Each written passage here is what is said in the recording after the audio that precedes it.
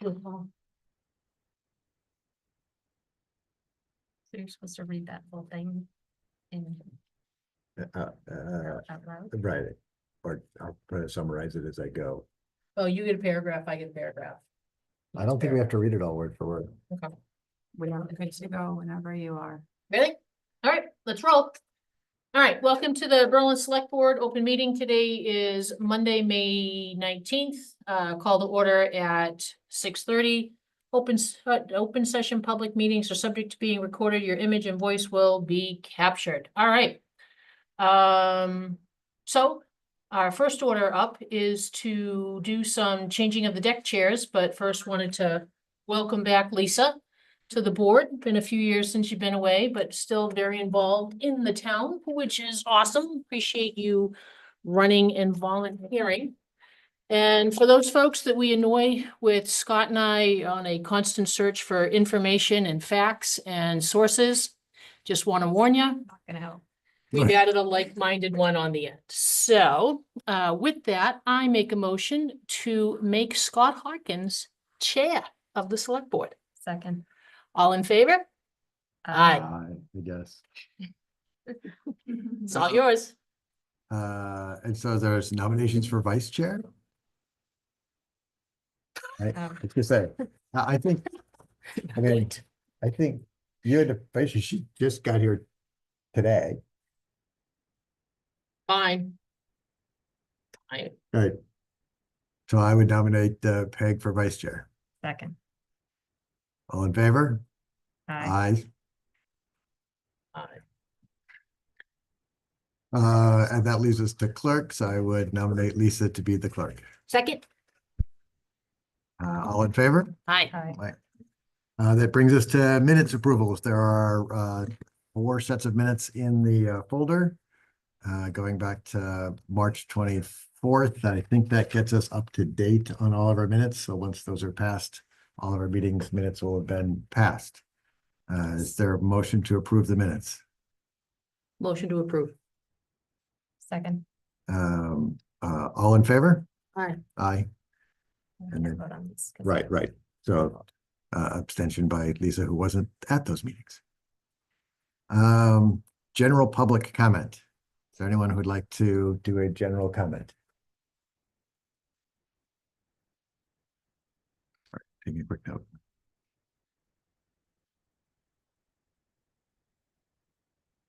That brings us to hearings and appointments. Oh, what am I doing? Yeah. Warned you. I told her I was a Mhm. problem. My voice is a problem. The first hearing is to discuss and vote on the rents for the affordable units at the Rockwell Apartments, which are down by the Rotary. And do we have someone We do. I will promote there? him. So I figure out which folder I put that into. This one. So just while they're coming online, this is the annual increase that is allowed under the HUD regulations. And they have been reviewed by our consultant at the Metro West, I always call it the wrong thing, the Assabet Housing Collaboration, who helps us with manage our affordable housing stock and questions and things of those nature. So they have said that the proposed raises are within the rents as allowed by HUD, and they would only take effect for new residents. With that, I will turn it over to, I believe it's David. If you have anything you'd like to add.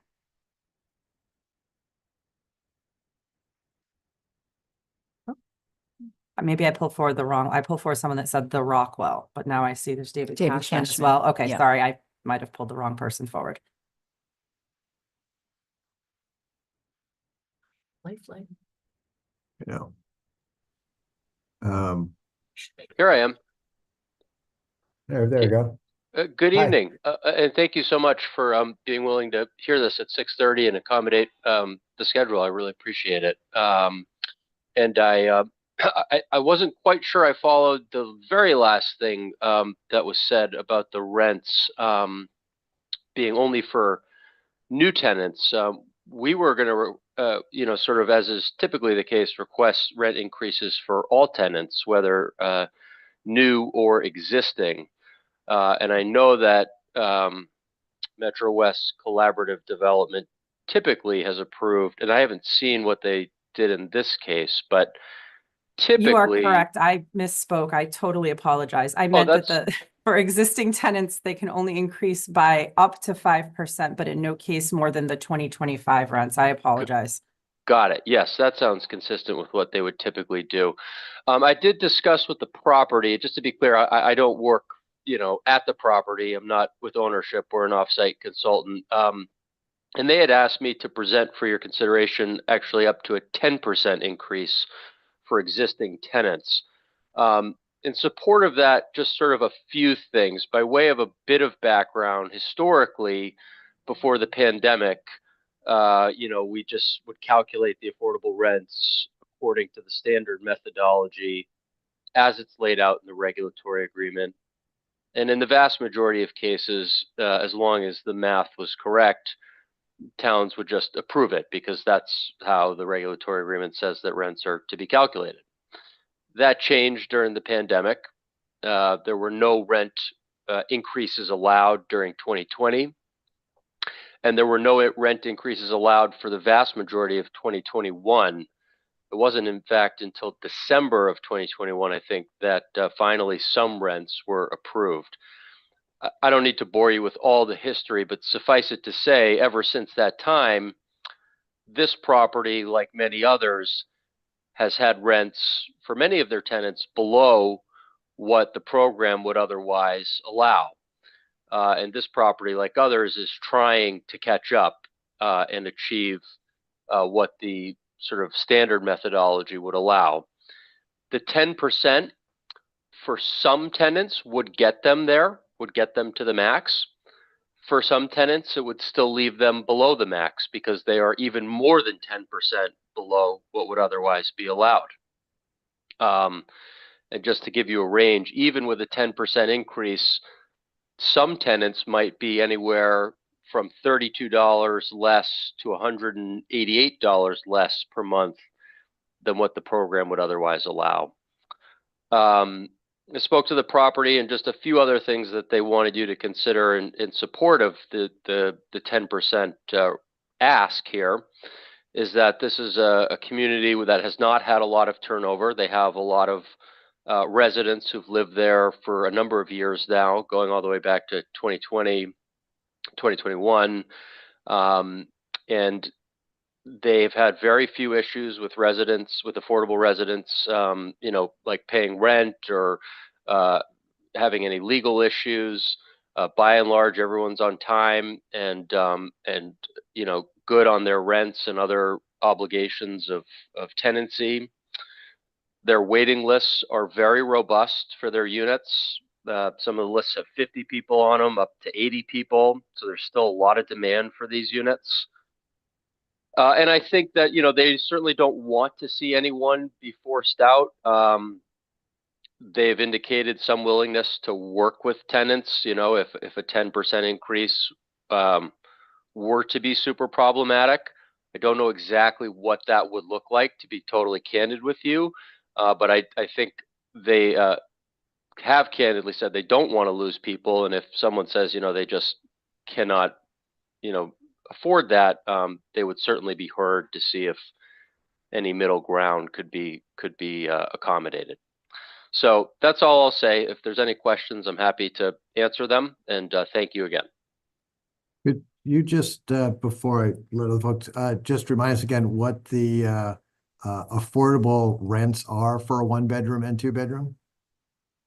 Sure. And just to remind you, there's different income tiers. Some of the units are restricted at 80% of AMI and some are at 50%. So let me start at 80%. The maximum that would, sorry, is your question what the maximum would be for 2025? Yes. Yeah. I mean, I have the chart in front of me, but there are people who don't necessarily have this chart. And so for the people watching, and the AMI is the area medium income. Yeah, so it's 1,864 for a 1-bedroom, 80%. $2,030 for a 2-bedroom, 80%. $1,249 for a studio, 50%. $1,389 for a 1-bedroom, 50%.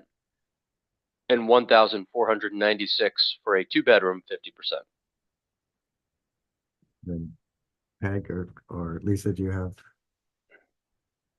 I don't have questions, just a comment would be, I would be much more comfortable if this was a staggered increase than hitting people with a 10% increase, particularly when they're already in the position that it is an affordable home.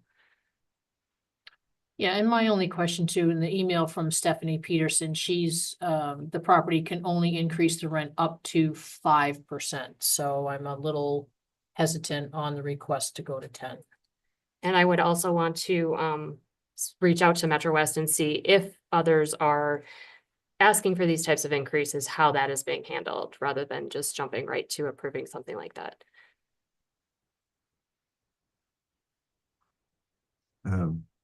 What would be then would we vote now on a 5%, and if Stephanie comes back with more, revisit?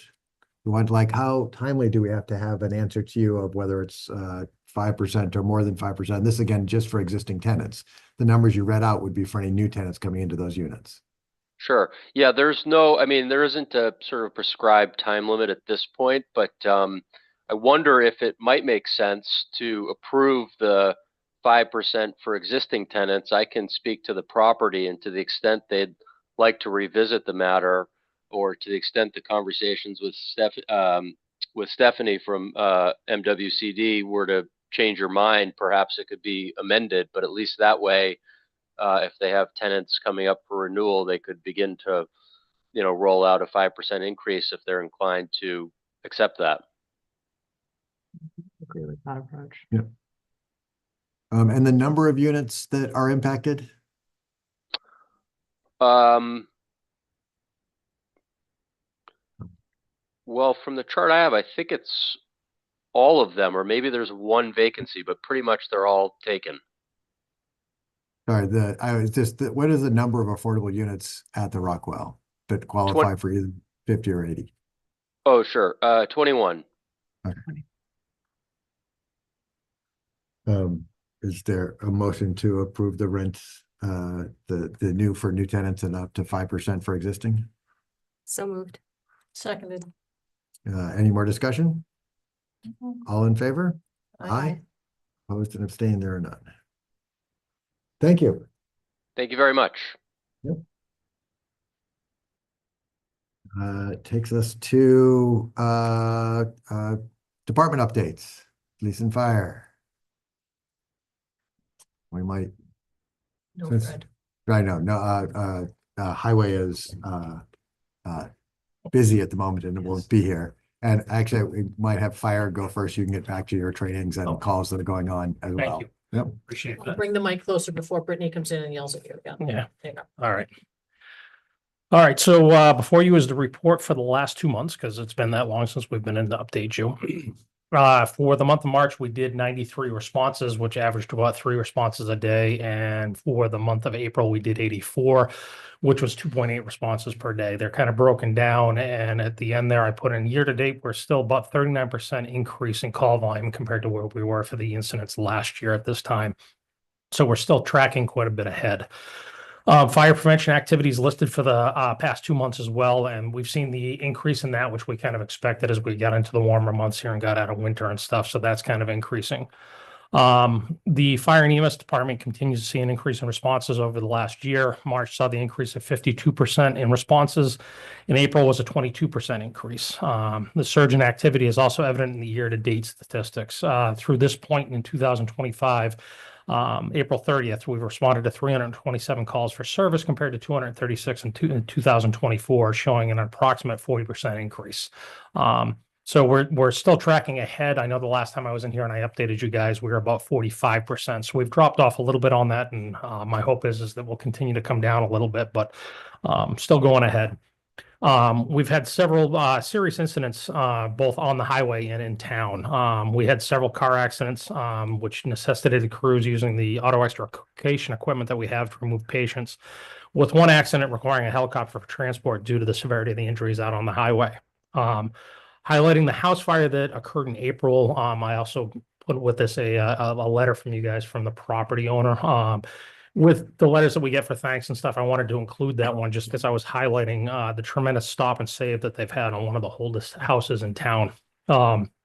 I think the successful outcomes that we've had, to credit to my staff that has been putting in the proper training, with the automatic mutual aid that we have and the staffing increase that we had to have two around the clock with the additional full-time staff has really highlighted them being very successful in what they're doing. So just giving credit, that was an amazing stop that they had. I heard from a lot of the area fire chiefs of how impressed they were. And obviously the property owners were very thankful for the outcome of that. It could have been a whole lot worse. So I think everything kind of came together there, and I wanted to highlight the staff and just their accomplishments, their training over the last couple of years that we've worked on and highlighted. To that point, March and April consisted of many hours of training being conducted by the staff.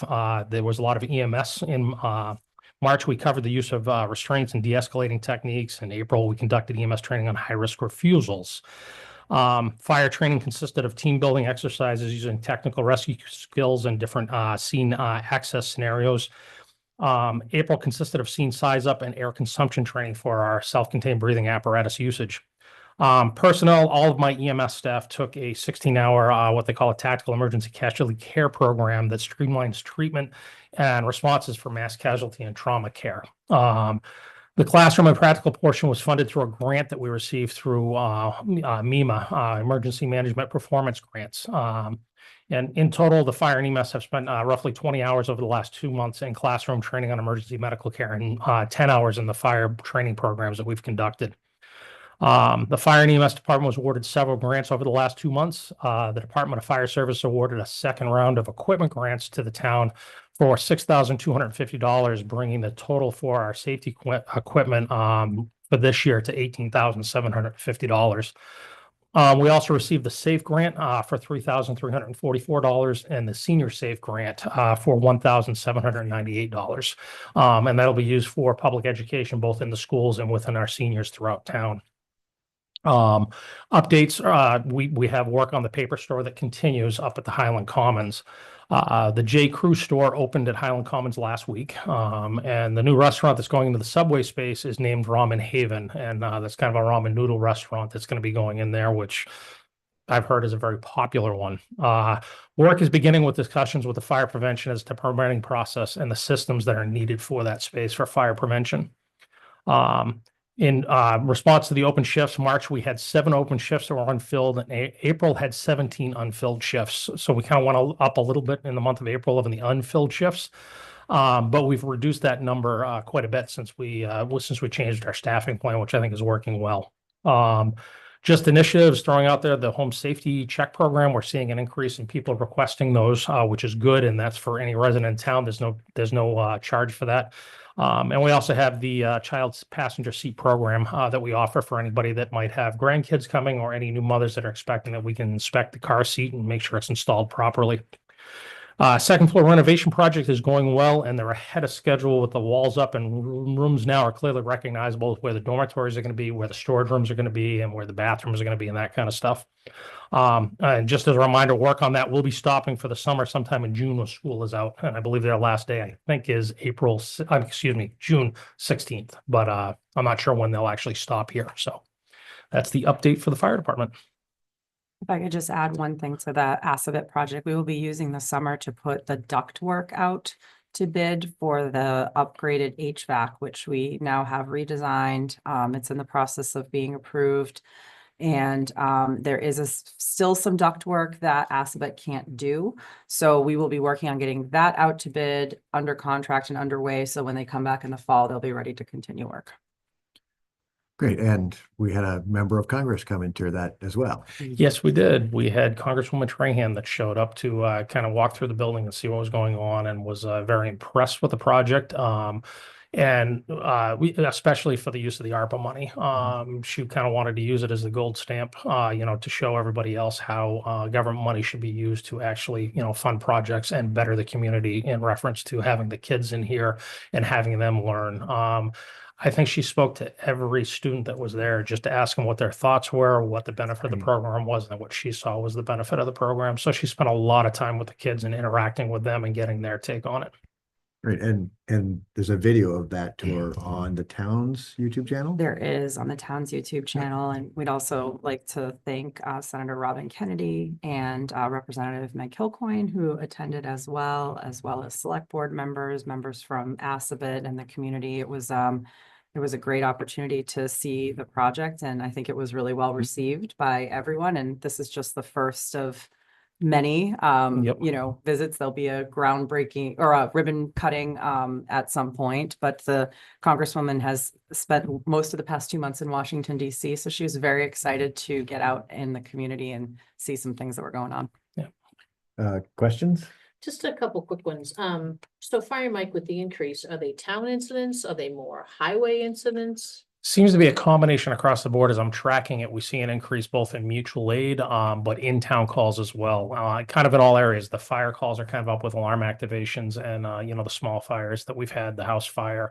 Car accidents both in town and on the highway as well. So I can't pinpoint one exact location or specific call volume that's driving this. It's just the usage. I know we're doing a little bit more mutual aid with our neighboring departments, as I think we've improved relationships with them and stuff, where in the past we were kind of skipped over type of thing because of delays in getting staff out the door and stuff. We're a little bit more reliable now. But we're also using mutual aid a lot more as well. And we're probably going to be working more closely with Hudson Fire on the east side, if you will, of 495 in the Highland Commons area and Coolidge Road, where we'll be sharing resources and doing joint responses just to kind of work closer together as mutual aid is starting to increase for both departments. And burn season is over, correct? Yes, that ended May 15th. Or excuse me, that ended May 1st. May 1st. Yeah. Awesome. Thank you.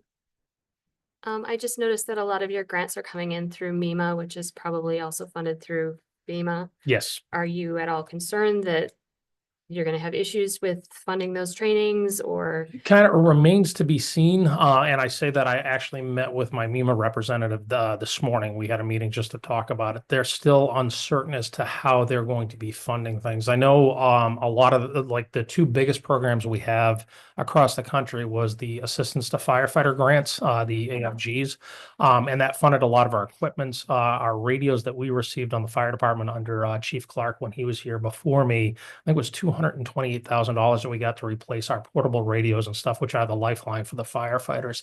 That was funded through the AFG. Those have dried up, and we're not expecting to see those. The other one is the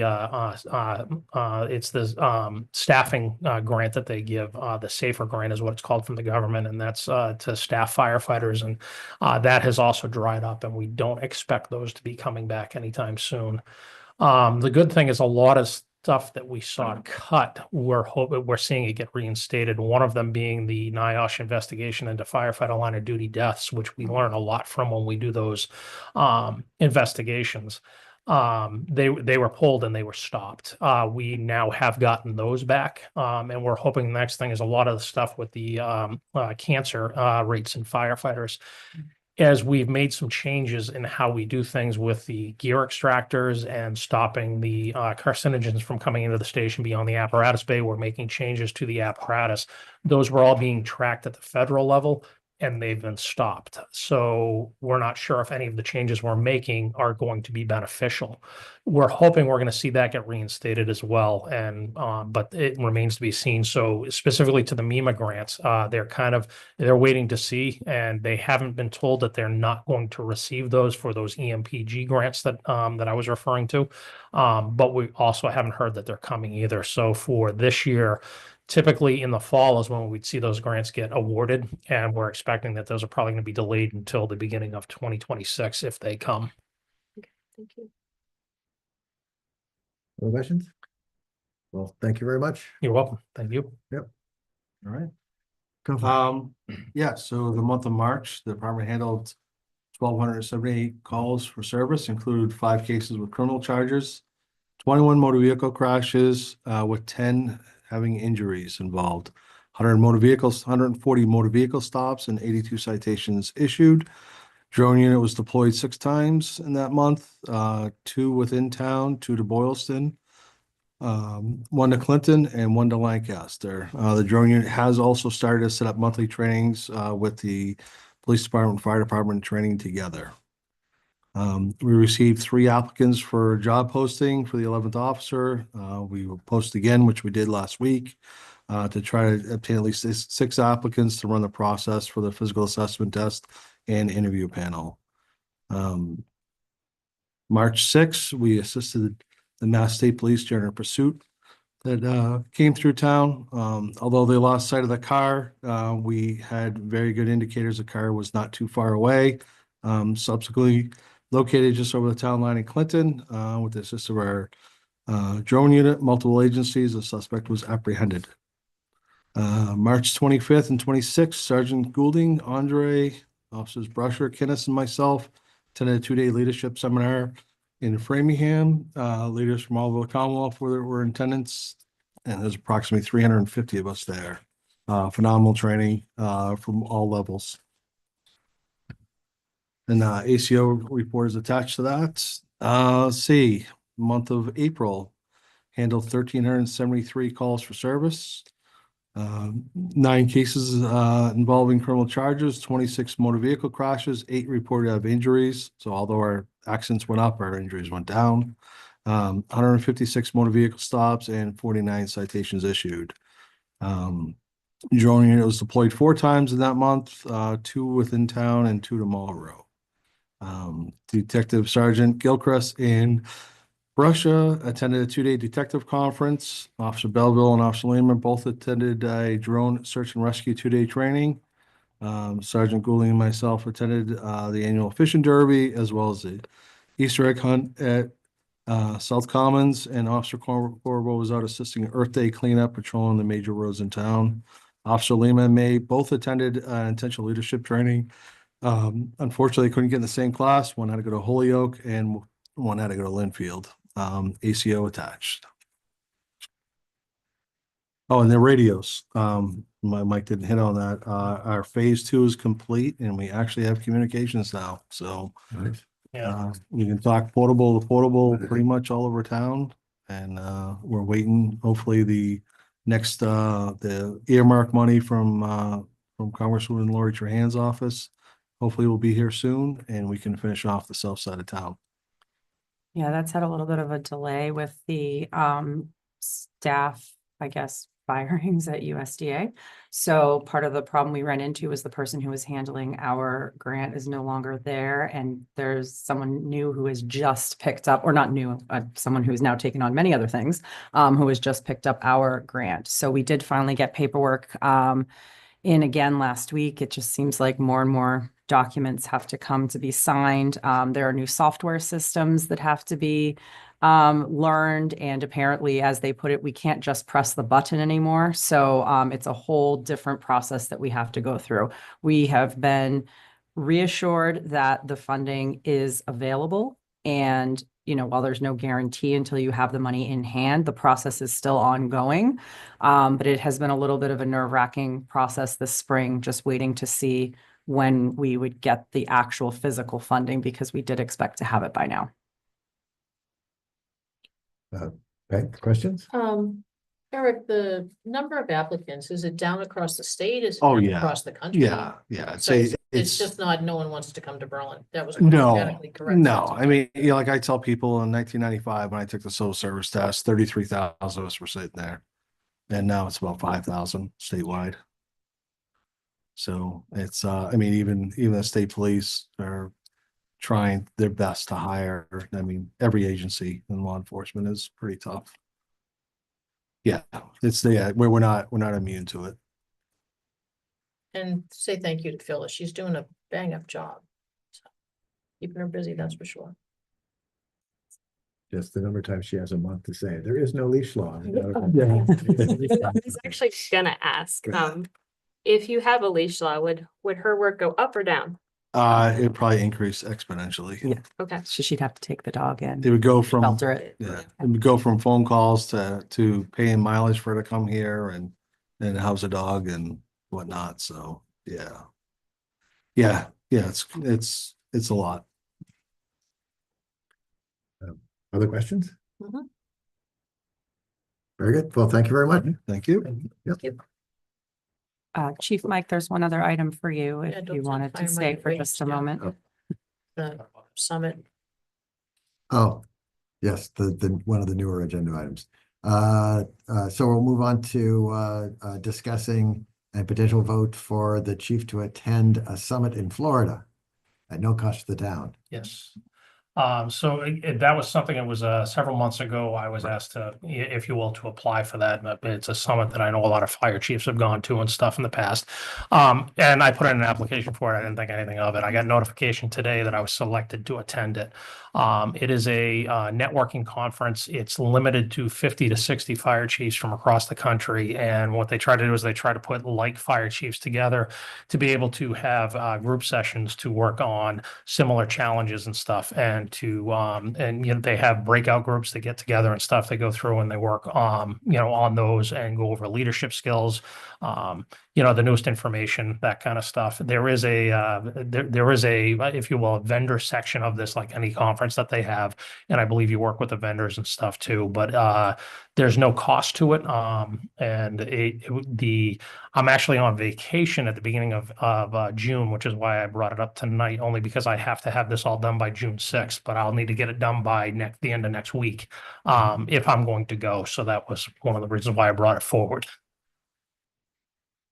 And one of the reasons we just needed to check it out with ethics, and the chief Mhm. has already put in a call, is because it is run by actually a business, not an organization. And there is like the vendor component to it that are sponsoring the event. So we just want to make sure if he needs to file some type of disclosure with the select board or request an exemption, we could bring that back on June Mhm. 2nd. But if the board was open to giving, their initial thoughts and or possible approval tonight, then, we could work on the next few days of getting that answer and bring it Yeah. back as needed. It's not until I believe it's Tuesday, Wednesday, Thursday, the week of like July 16th, I think is when it actually is. Do you have questions? Mm-mm.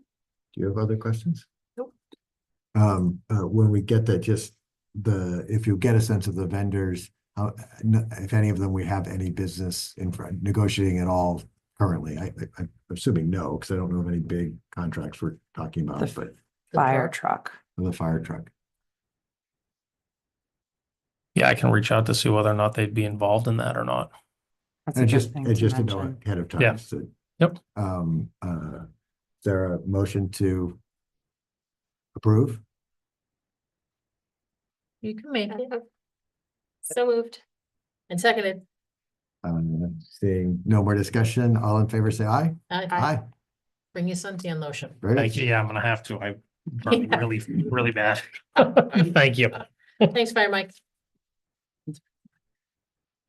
I'm just gonna steal this if I could, since Fred's not here, the Right. line item transfer, if we could still do So that. yes, the next item is discussion and vote on the line item transfer.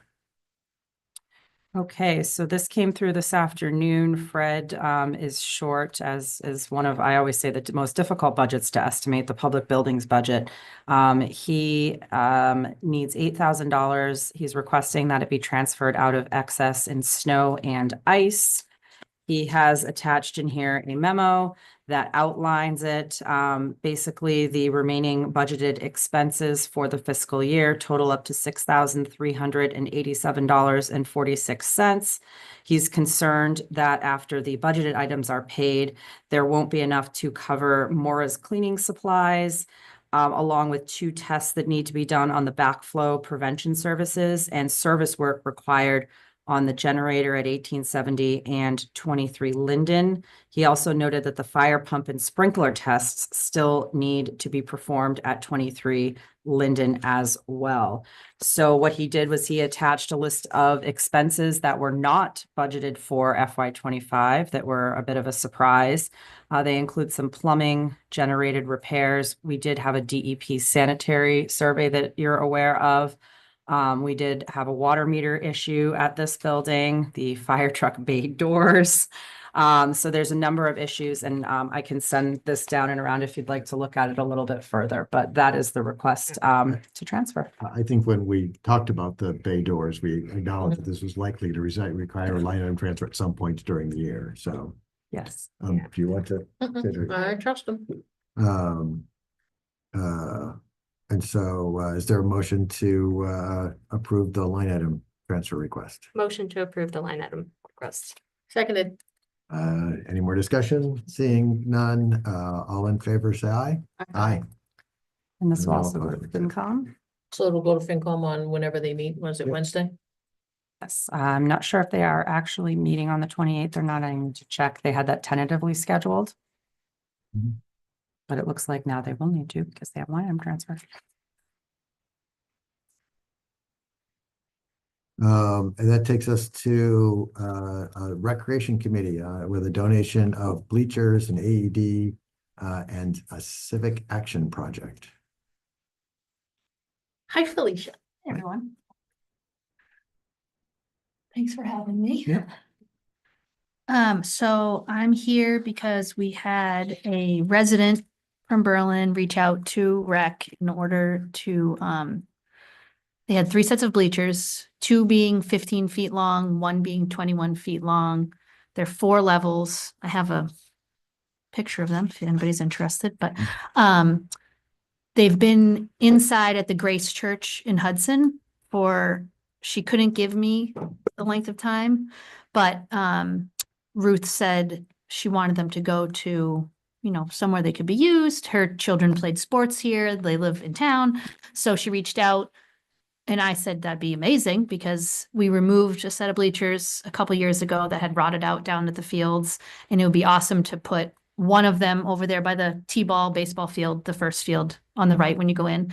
And then we've had a lot of requests for over by the basketball courts because it's so busy.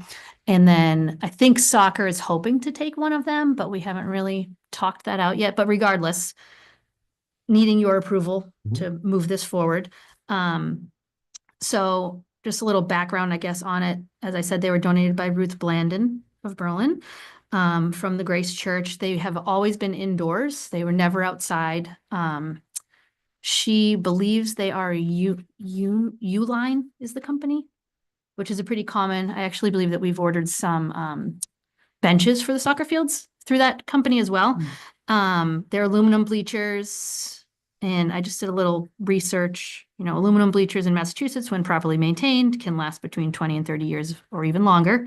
And being inside, I think that's huge. So what's happened was they were taken apart and brought to the fields and put back together the same way they were taken apart. We actually had like the instructions because she knew the company, and we have, the photo of the image. So they were built and they're currently there. So I guess it's just a matter of whether we can keep them there or not keep them there. I did a little research over the past week since I knew that I was coming in, and I drove around to 4 different fields: Fuller Field, Vale Street in Clinton, Bolton Manor, and all of those fields have bleachers sitting right on the grass. They're not on a concrete pad. There's no real base. So I'm hoping, I know that was kind of brought up to me that might potentially be an issue, but honestly, I think because we've had more people renting the fields, and I think with the renovation of the field, we might get more interest moving forward to have, men's leagues or other baseball teams renting the fields. And if we could be able to move those, because they are movable. I mean, I've watched 3 guys lift them up and they could move them. So I think if we were able to move them, it would be better. But obviously, if Fred were here, I'd be happy to get his input on, where do you not want them to be? What do you think is a bad spot? And obviously they need to be in a level spot. So I did take some photos, but I didn't email them to myself until I got here. So, but they basically just look like these, if Right. anybody wants to Similar look. to the ones that you saw in social media posts. Exactly. Yep. Yes. Yeah. Peg, do you have a? Yeah, So Felicia, what is Rec's plan to maintain, fix, repair, or dispose of the bleachers? Well, I mean, I'm hoping we don't have any issues with them, but For 30 more years and then we. well, won't maybe be not here. 30 years, but at least a bit. But I think knowing the vendor and that's helpful because I went on the website and I was looking, there's a couple different options. There's some things that we could use to secure them to the grass a little better. I mean, I don't think they're blowing anywhere, especially, if they didn't go anywhere today, they're not going anywhere. But there's wheels we could put on them. Those are quite a bit more costly, but there's a couple different things. I'm hoping things don't break, but I guess it would depend on the severity of the break. If, two of the things are gone and you don't have anything to step on to go up to the next level, I would probably say we need to get rid of them. Because I don't know if you can just buy, A piece like, and just stick the- it in. yeah, like the seat part or the back part. I'm not 100% sure if that is doable. So Kristen, insurance wise, where they were put together by volunteers, and I know the town has been very cautious about volunteers doing work that truly they're not trained or qualified for. Is there gonna be an inspection of the bleachers needed? I mean, have we talked to insurance companies about it? Those are two questions I had. One is we want to add them to the insurance, because they will ask us on an annual basis what the structures are at each of our facilities, and we want to have that on there. The Okay. other question I was going to ask is if someone had just checked them to make sure that they were, put together properly. I don't know that insurance would come out and check them, but I don't know if the company or somebody who puts these together. I would feel more comfortable if the building inspector went out and looked at them, because normally I think they approve these. Okay, Well, one of the people that contributed to building them is a facilities and operations director at a school. He's experienced in doing these things, but yeah, I mean, I'm happy to have the building inspector go look at it. that's certainly helpful. Yeah. The other question I just had was about the concrete pad. I think if I understood, and I don't want to speak for Fred, but it was a mowing issue of trying to get under there, which is why he was recommending the concrete pad. But I can't speak to it more than that because I'm just not sure. I totally get that. I just think it would be worse if they were permanently placed in position. Because I think you can move them. And I mean, when that field is renovated, who the heck knows how, how many fields we're gonna have set up, what would be a better fit for the bleachers. I think there's a lot of potential down there. I think right now they're over by the courts because that's the busiest spot right now. And there's already a big bleacher over at the baseball field, which is probably another place I would put it. But I would like to move one over by the T-ball field because I went by the other day on Saturday and all these parents are sitting on their blankets and you can't even see, watching baseball. You need to kind of be up a little higher to be able to see over the fence, but I'd be a little bit concerned about moving them back and forth. What does that do to the? yeah, I would like to ask, So, I would like to ask Fred, are you okay? I mean, this would be where they used to be, like the bleachers used to be, and he always dealt with, mowing around it then. But maybe. I the know, one but I'm year- just talking about if three guys can pick it up and move it, and three guys pick it up and move it one weekend, and three guys pick it up another weekend and Yeah. move it. Does that cause some instability in the bleacher itself? So would we Oh. need Mr. Hanks or somebody to go back down and be like, all right, you've moved it 5 times? I not think so it would much. be something that I would want to bring to rec, like people on the committee and say, guys, where do you think are the best locations down at the field? And I think they would agree with me with at least the baseball location. And then we could potentially keep the other two kind of where they are now or ask soccer. And then I think once they're there, it would be a matter of like, if we had a soccer tournament or a baseball, like this is not a frequent, I'm not saying once a month we're gonna move them. It would be more, once a year if they needed it for the weekend to watch, 7-8 soccer have a tournament or something like that. Yeah, my guess is even if you don't have a concrete pad under them, there's probably gonna be something that's gonna have to be there to keep them sort of in Well, place. You had but- mentioned that there So were. I looked up, I was looking on the website and they had like a grass mounting hardware, which it looks like something, but But- I mean, it doesn't seem It's like crazy. Stake. Yeah, it's stakes and the things that screw into the ground, but But I would, once again, I would defer to the building commissioner. Yeah. So, happy to have him come. could talk to the building commissioner and insurance. That would only be my concern. I mean, yeah, we all know that Berlin is not level, you know, and I would just be concerned that. Yeah, yeah. So, Are there typically backs on those two? Because that was my other. I think thing at a looking it, higher it seemed height, like I they think were- at a higher height, like I've seen more like the stadium seating and bigger ones. And obviously those, I feel like you put them on, you know, it's at a stadium and they're on concrete, but it's not really secured to the concrete. It's just on it. Right, these are 3 and 4 levels, right? Correct. Yep. There's just one, there's 3 of them. One's just a little longer than the other ones. Do you have an estimated value at all that you could? get When I looked cheaper? up well, according to Uline, if they were to be purchased new, they're $2,600. Each or total? Each. And you have 3? So I got the price, this is for the 15-foot ones. And there's 2 of those and the other one is 21 feet long. So I would say it'd just be a little bit more, maybe 3,000. One thing we'll have to do is we want to get a donation letter to the to Ruth, to the church, to acknowledge the donation. And thank them for what it is. So Okay. we typically have to put a value in that when the board accepts the donation. Okay. Do you have other? no, I mean, I will just need to check with Fred on the cement pads, and then if Yeah. he says absolutely, then unfortunately, Felicia, that's gonna fall back on you guys to figure out how you're gonna pay for a cement pad. And I think that would greatly reduce your ability to, Move it around. yeah, Right. Right, so I was thinking that sort of a conditional acceptance of these based on, you know, feedback from the building inspector and about if their stability and spread by about their locations, Okay. assuming that rec and they can all come to some sort of agreement, that we would at least conditionally accept them so that that if you end up, you don't have to come back for another Thank you. presentation. Yeah. Everything- Appreciate that. would it make sense to invite Fred to your upcoming meeting? So that your entire board can hear him and ask questions? Sure. Yeah, that's probably a good idea.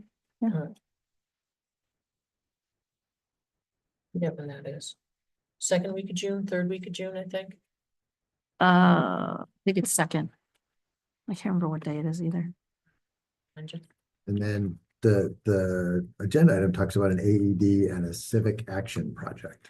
Yes, so the AED, I would really like to push off to maybe your next meeting. I have a resident that is doing kind of some research for me and has spoke to a couple different people and maybe taking a different approach. So I don't want to present something and then have him completely change it. So if we could maybe bump that to the next meeting or whatever meeting we can fit it in, that would be great. And then the civic action project is some high schoolers are looking to do a civic action project and they were hoping to potentially do lights down at the courts in the pickleball and basketball court, but they're not ready to present anything yet. So, Yeah, because they'll need a whole plan, like how they're gonna, if it's a civil. action right, they plan, just how kind of they're got gonna the pay for assignment and I it. think they were brainstorming and reaching out and making sure it was something that, you know, we could put on our radar and they still have a lot of work they have to do themselves. So I said, get back to me when you're ready and we can put it all together. I know, Chief McQuillan had something to add on the AEDs, I think. Oh,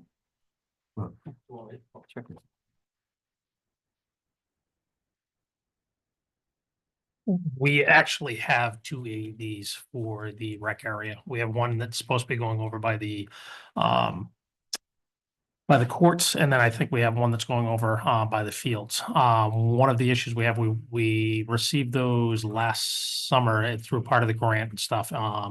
And we're working with Fred to try to figure out a way to power those. They're in a weatherproof box, so they can be out there all year, or whether or not we just put them into a regular box and they come in for the winter, if you will.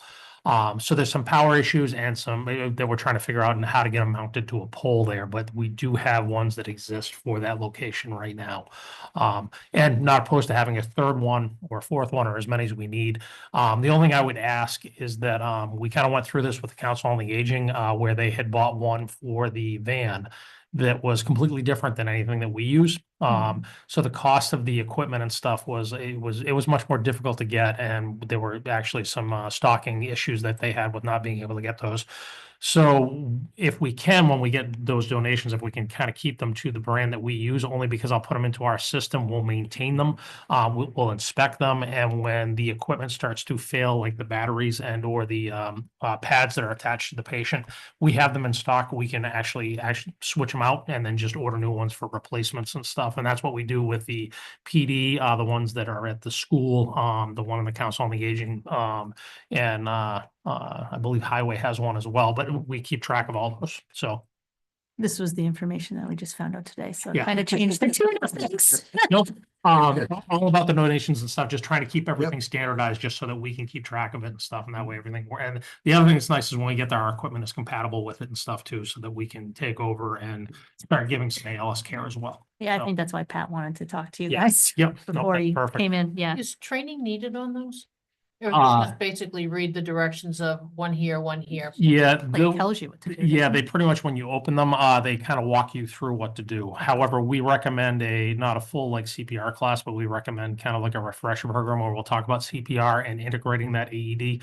So that hopefully when people use it, it's not their first time and, they've done it in training. And as the bot starts to talk to you, it kind of comes back to you real quick. So, and that's something that, from the fire EMS department, we're happy to do with anybody. Try to work with them on it and stuff and kind of walk them through it. Any type of liability, like release forms that, or is it kind of everyone, covered under the, Good Samaritan Act. Yep. Yep. Yeah. And the way it works now is we have through the state 911 system and stuff, we've actually identified some of the locations when we put a new AED. I believe it's St. Joe's that has one at the parish. It pops up on the screen for the 911 dispatcher. So if they have somebody in cardiac arrest kind of across the street or anywhere near there, they can say, if you have somebody, go get the AED that's located at this address. Wow. So That's really it's, cool. yeah, trying to integrate the whole system for what they call the heart saver community type of thing. It's getting that, education out there for CPR, the use of the AED, kind of having the state hooked up so that they can tell people where the nearest AED is, and kind of obviously quick response of fire rescue. Chief, did you also say something too, like there's a thing that if it's connected to our system, when like the door or whatever is Yes. opened on it, it automatically notifies Berlin Fire EMS? Yeah, the one of the boxes that we have, and it requires kind of like a data plan, and we're trying to work with AT&T on that. So when somebody opens that box at the field and pulls it out, it'll automatically send. It's kind of like a fire alarm activation that would be considered an EMS activation, but we would get toned out to respond down there for the AED alarm as a way of notifying us. And obviously you can get false alarms if kids are in there kind of playing around with it, but there's also a camera system so that when it opens, it takes a picture so that if somebody's stealing it, we'll have that as well.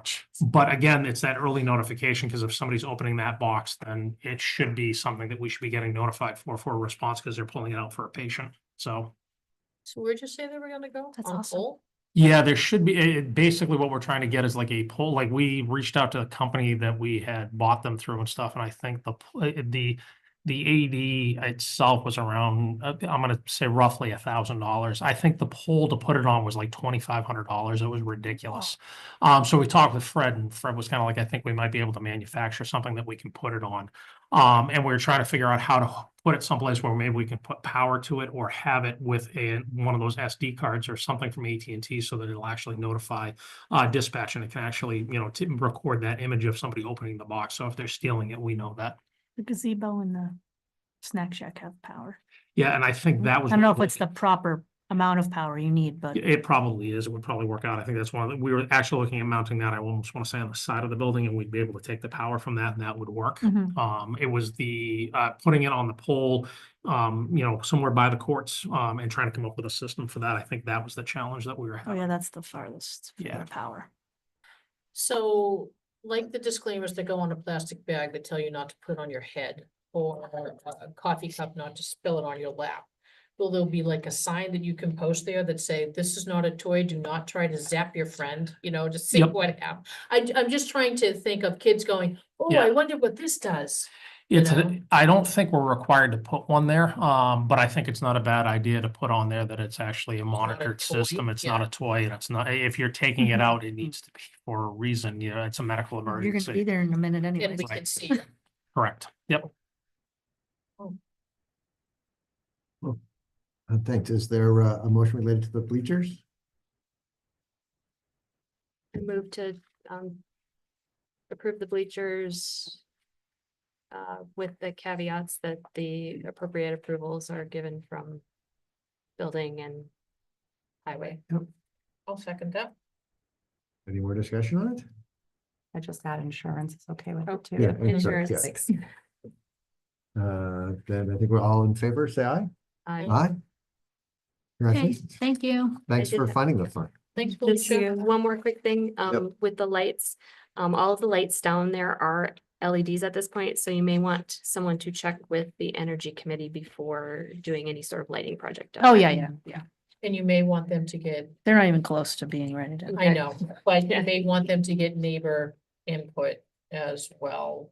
Yeah, I think what they're thinking is more like a timered, something that we would have to, I mean, I feel like probably rec should, or you guys should approve, timing if they're gonna be on timers and things like that. Cause I mean, it doesn't need to be lit up all night long. That's insanity. So, No, and people would have a fit. Yeah, too. They right, were- exactly. So, And the angle of them and. yeah, What happens if they don't go off and are they on? If it's pouring out, do they still go on if it's Right. winter? So, yeah, there's the, folks really need to come back with a true project plan on this, Yeah. not just, we need. I mean, lights. they're high schoolers, but they have a lot of steps that, Yeah. for the project that they need to meet, before I think they are presenting to anybody. So. Will they be showcasing this at Tohoto? Because I know there's the civil action project coming up. So I think when- it's the juniors have to do a civil action project, but I don't think they have to complete it until they maybe graduate. middle of senior year or something. So they get the assignment now. And as they go into their senior year, they need to complete it. So it's, this month you need to check off these boxes and the next month you have to check off these. And now you need to actually pursue and do. And I think that's Yeah. kind of where they're at. So they just got it, but I think they were so excited. This was their idea that they wanted to present it. Yeah. So I was like, let's pump the Awesome. brakes here. And money. Right, That's gonna be the big one, is Right. money and funding all this. you're right. Cool. Thanks, Now Felicia. there's Alrighty. to talk Oh, to it's the energy June- committee. Yeah. Yes, definitely. And your meeting is June 12th. Thank you. You're welcome. Right in the middle of the Have a last week of school. Yes. Thank you. Have a good night. Next on our agenda is the town administrator evaluation. And none of us have seen it yet. We've all, well, actually, you didn't have a chance to put input into it because you weren't on the select board yet, but, and so I almost thinking what I want to do, since it's in front of us, Regine, is I will summarize it for the crowd, but I'd like to look at it first and read it to myself before we do that. If we have a few minutes to just each look at it and sort of gather our thoughts. Do you want to take a quick, 3-minute recess? I don't think we need a recess. We can stay here because it also just to make sure that, since we're being recorded and in front of live audience and live stuff that, We're not scooting out the door. we're not discussing it inappropriately, because that was one of the things that has made this difficult to do is that, because Peg and I, a majority of the select board had input into this independently, Dee summarized it all for us, because it contains comments from the two of us, it could be considered open meeting law violation if we, looked at each other's comments outside of a meeting. So we're in a meeting. And then I need to do my own reading too.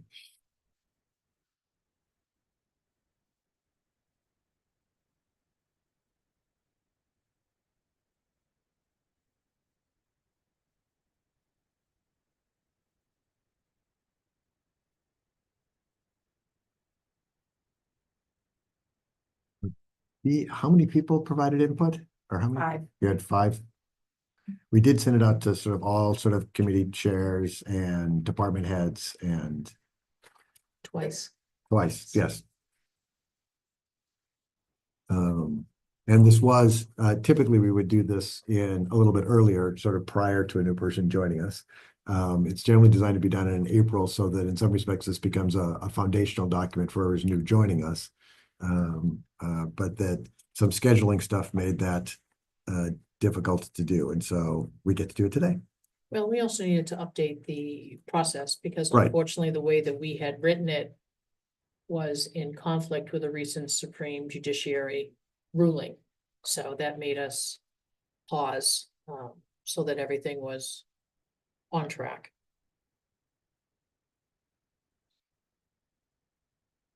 I'm just figuring out what to read out loud. I mean, there's one that's just several pages long, I think is what I'm trying to. So I'll start doing some summaries and then we'll get feedback. You're welcome to add feedback to this as well. I mean, you're new to the select board, but you have had interactions with the town administrator and other pieces. And so again, this was a summary was sent out to the department heads and committee chairs. We actually announced it at a public meeting where people were welcome even on their own to send in stuff. And although there was a form to fill out, people were welcome to just freehand responses as well. We were not sort of being hard to the form. It asked in several different categories for her to be rated on a scale from 1 to 5. And that all the scores that came in were in the range of 3 to 5. Kristen is, I'll just read the last paragraph of the first section there. Kristen is regarded as knowledgeable, professional, and dedicated town administrator across the evaluation. She's consistently recognized for understanding of municipal operations, commitment to the community, approach to governance. An overall score for the evaluation is a 4, which meets expectations. Is there other things you would like to sort of highlight or things to call out, either Peg or Lisa? I would just maybe read the conclusion and Yeah. leave it at that. Yep.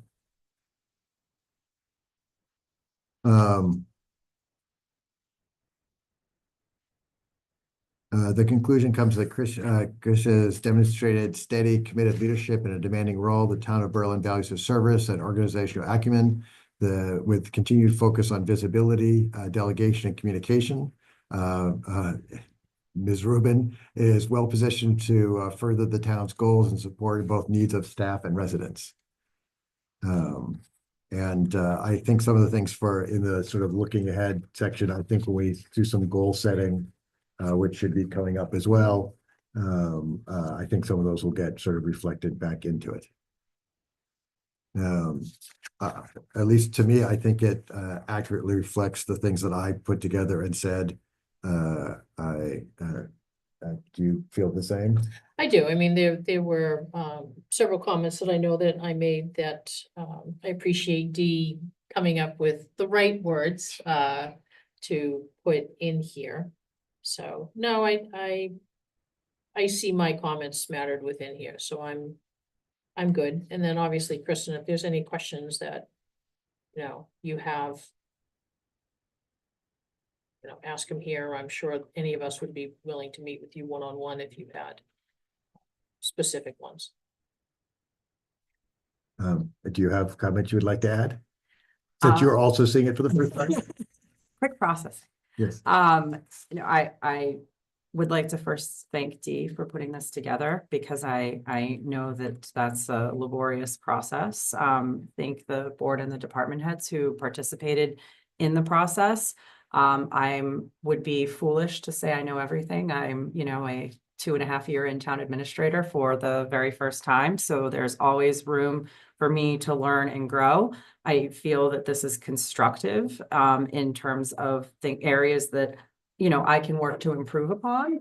And I do appreciate, highlighting some of the strengths that I bring to the position.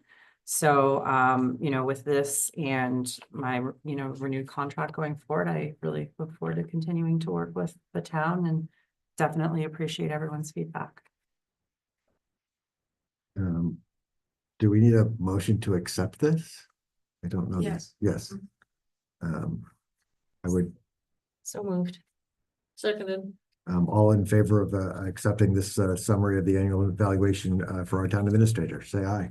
Aye. Thank you. And that will lead us into then the town administrator report. Okay, so just a quick summary of everything that has been building and then subsequently happened in the past month. We had a successful annual town meeting, 22 out of 24 articles passed. The 2 articles that did not pass were changing the town clerk from elected to appointed and transferring Legion Hall to the Municipal Affordable Housing Trust. The FY26 budget did pass at town meeting with the following changes: a restoration of the full/original COA requested part-time wages budget which was increased from $0 to back up to the original request of $33,798. And the original expense budget was put back in place, which was decreased. And then down, oh, sorry, that's supposed to say from what to what, a decrease down to 19,189. So there was a net increase to taxation, i.e. raise and appropriate of $25,769 to fully fund the COA budget as the amended motion requested at town meeting. There was also a motion to fully fund the Berlin-Boylston Regional School District budget for an increase to raise and appropriate of just under $107,000. So that brings your total FY26 town meeting budget to just over $18 million. For those of you who love numbers, I'll give you the full number, $18,083,844, which represents a 5.34% increase over the town's FY25 budget. One thing to note, the budget that passed at May town meeting did eliminate stipends for elected officials across the town. And as a result, those elected officials are no longer eligible for health insurance effective July 1. A letter from the treasurer's office has already gone out to all impacted board members. And there were 2 emails that went out during the budget process to the chairs of those boards and committees, informing them of the recommendation from the FinCom and the select board and what was actually going to town meeting so that there were no surprises. The change of 3 positions from appointed to elected also required a ballot vote at the annual town election last week. That was constable, town clerk, and trustee of trusts. The constable and trustee of trust change passed. The request to change the town clerk to appointed did fail. One other article of note that we'll be working on further is the request to change to a 5-member select board, also passed at town meeting. So I'll be working with council and state on next steps to move this forward. I did learn that much like the recall petition, you now have to take a vote to authorize filing of that legislation with the state. And then we will be filing it. I assume it's with the representative's office, like we did last time with Representative Kilpoint's office. And then we will have further discussions about what this looks like and how to shape it. But the first step is to request the authorization. I would recommend also letting Senator Kennedy's office know at the same time. Yep. Absolutely. We'll make sure we let both of them know. All right, we actually have been having some really successful luck with grants, as the chief started pointing out. We have been selected to host an energy fellow through the Healy Driscoll administration's Clean Energy Environmental Legacy Tradition Initiative, or the CELT initiative. I'm not exactly sure how it's pronounced. I should know, but it is actually a really unique program that's inspired by some Irish university and industry partnerships. So UMass Lowell and Boston University are partnering with municipalities to advance clean energy solutions, support municipal decarbonization, and expand geothermal workforce development. So beginning in June, Omid Mondavi will be joining the town as a remote fellow for up to 20 hours a week for the summer. Omid is a mechanical engineering PhD student at WPI. He holds a bachelor's in physics and a master's in energy systems engineering. So we really couldn't get anyone better qualified to do this work for us. I'll speak for Tim. I think Tim is thrilled. He's really excited. Yeah. So I'll let you expand on that if you'd like. But yeah, he'll be working with the Energy Committee on a number of goals, and those include a Green Communities grant, attending the Energy Summit that we have coming up at Holy Cross, developing a decarbonization roadmap for the town, and assisting us with becoming a climate leader community, implementing a fleet study that we did for electrification of vehicles, and looking at grants to fund some of the energy efficient building improvements that were identified in the recent facilities study that included an energy audit.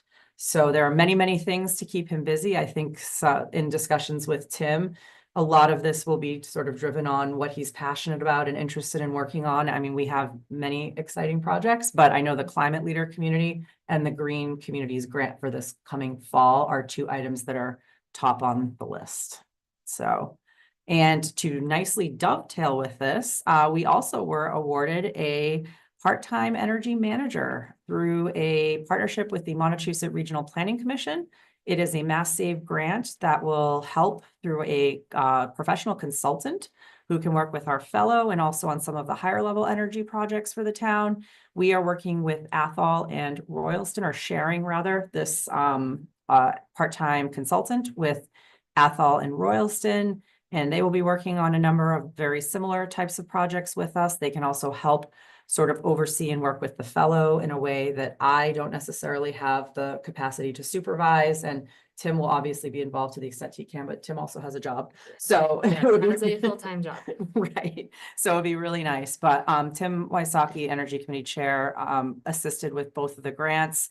So many, many thanks, because this will help, I think, move the town's energy goals forward leaps and bounds.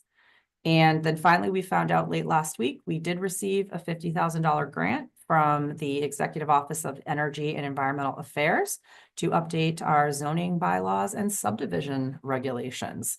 So this was the grant we've been talking about, that Planning Board applied for, and we've been waiting for. They were very delayed in awarding. But the Planning Board will be working with the Central Mass Regional Planning Commission on these updates. And we hope that they will include potential updates that will redevelop the Solomon Pond Mall. We understand in meeting with Tim last Thursday that buyers have submitted proposals to the mall, and they are under review at this time. And from what we understand, they're positive. So that's all I know. I shouldn't know anymore anyways, but that is all I know. So more to come on where we're at with the redevelopment of the mall as soon as we get more information. We did talk about the public safety project already upstairs. The FY24 audit is underway. We do not expect any findings at this time. The report will be forwarded to the board once complete.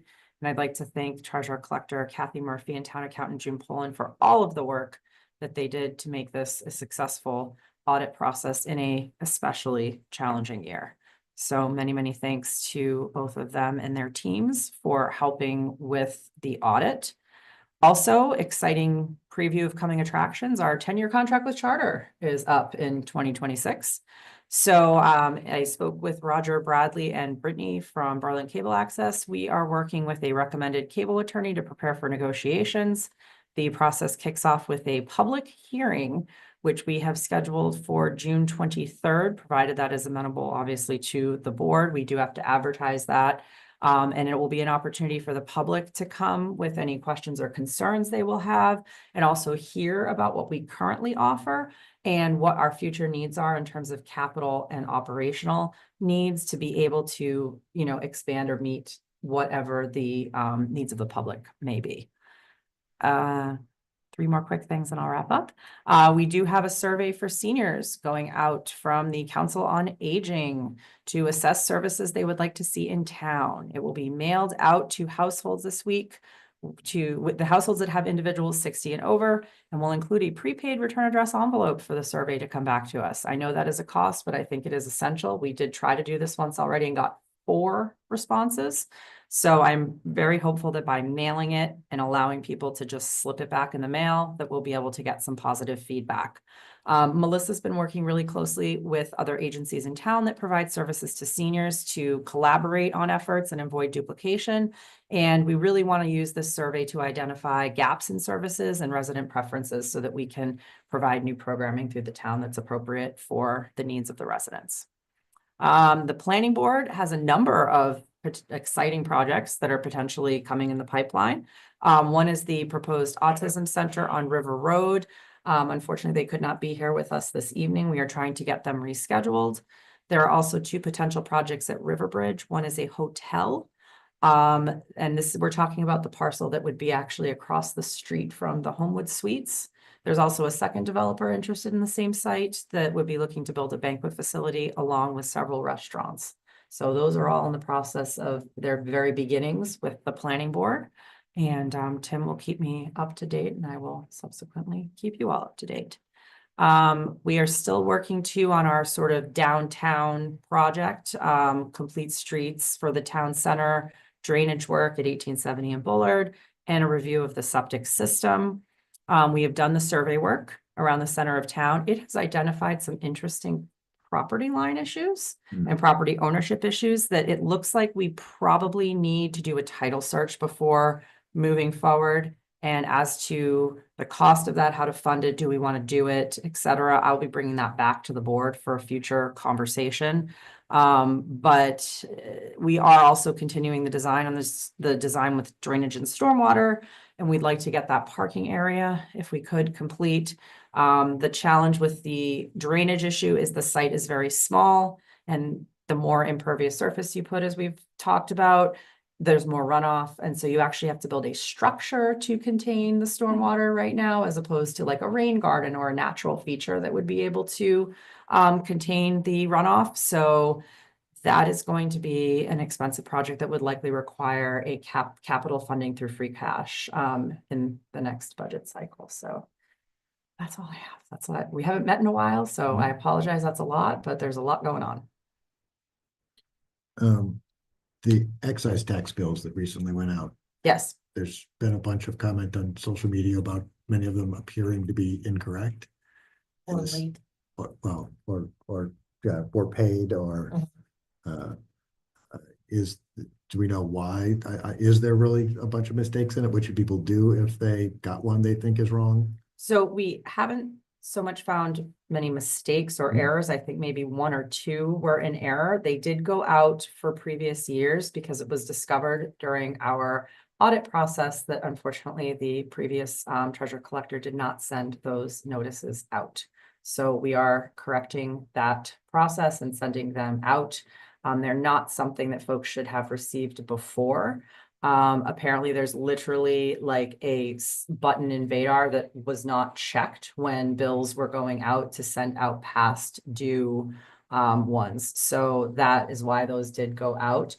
There shouldn't have been all of that many from what I understand. And if people have concerns, they're able to come in, talk to Kathy in the treasurer collector's office, talk to Sergio. I know they've been speaking with folks, taking payments, and getting folks up to speed. They are able to check with our deputy collector, and, you know, look for if they have proof of payment. It would be helpful if they could bring that in as well. But it really is just older things that folks had thought that they had paid, but we're finding that they did not.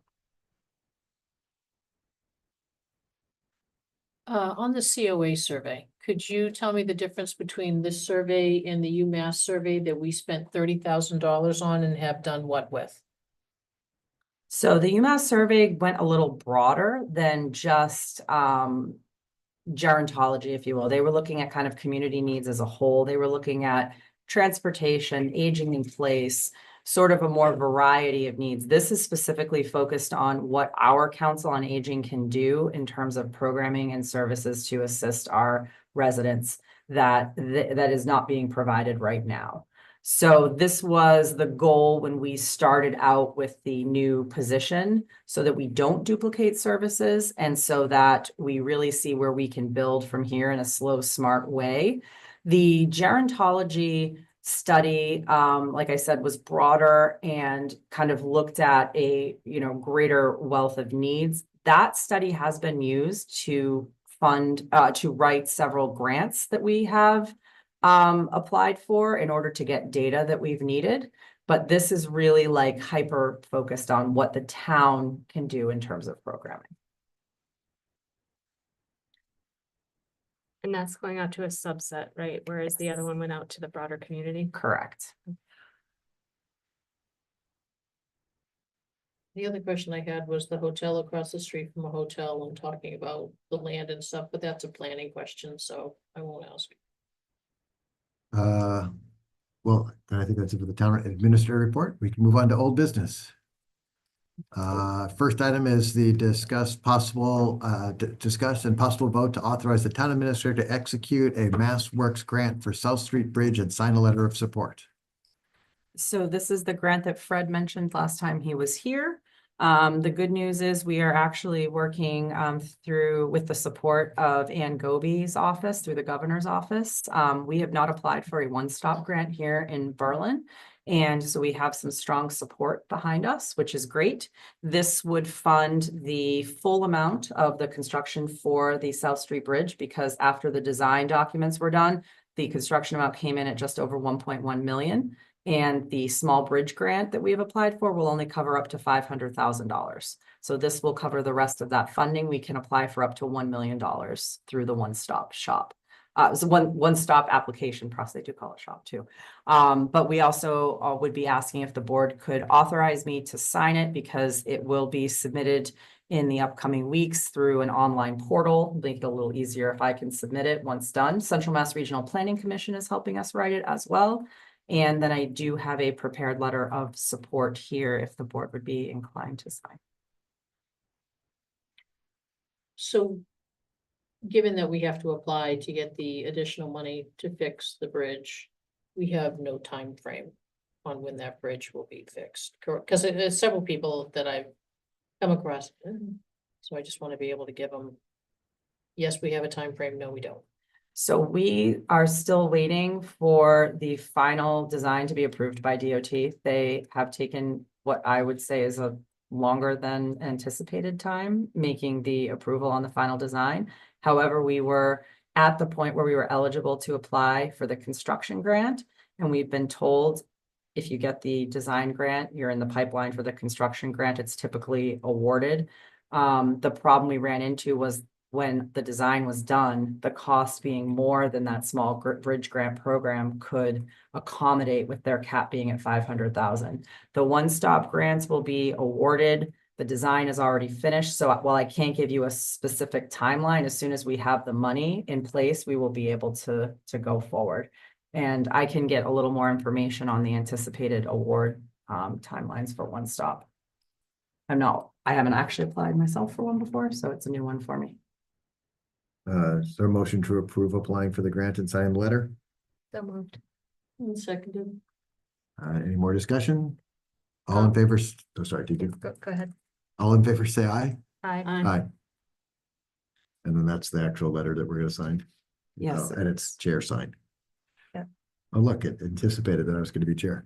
And I did, you're gonna get I'm tired of me wondering. hearing me say this, but because I worked in the office, also get Rep. Kilcoyne and Senator Kennedy to write you a letter. Yes, I actually today asked for Al Ganem to write a letter because the school has been impacted by the road being closed. Police and fire are providing information in a letter, and then I sent a request to Rep. Kilcoyne and Rep. Kennedy's office with that template today saying, would you mind terribly providing us with a letter? They can also help you pester when things are delayed. Perfect. How about the post office? Fred's reached out to the post office. Yeah, he was mentioning that last time because that has affected them as well. He was trying to get some data that he could put in the application as to how they've been impacted on their daily routes. And so that looks like it for old business. On new business, it looks like discuss moving elections to Berlin Memorial School and changing the time of annual town meeting. That sounds a big one. Is that?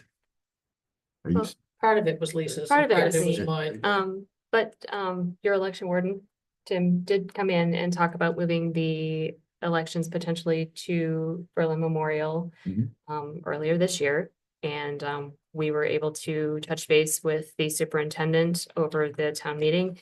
And he recommended that we do that sooner rather than later because they set their calendars really, really early. So the reasons for doing that are, the room downstairs is simply, we've outgrown it.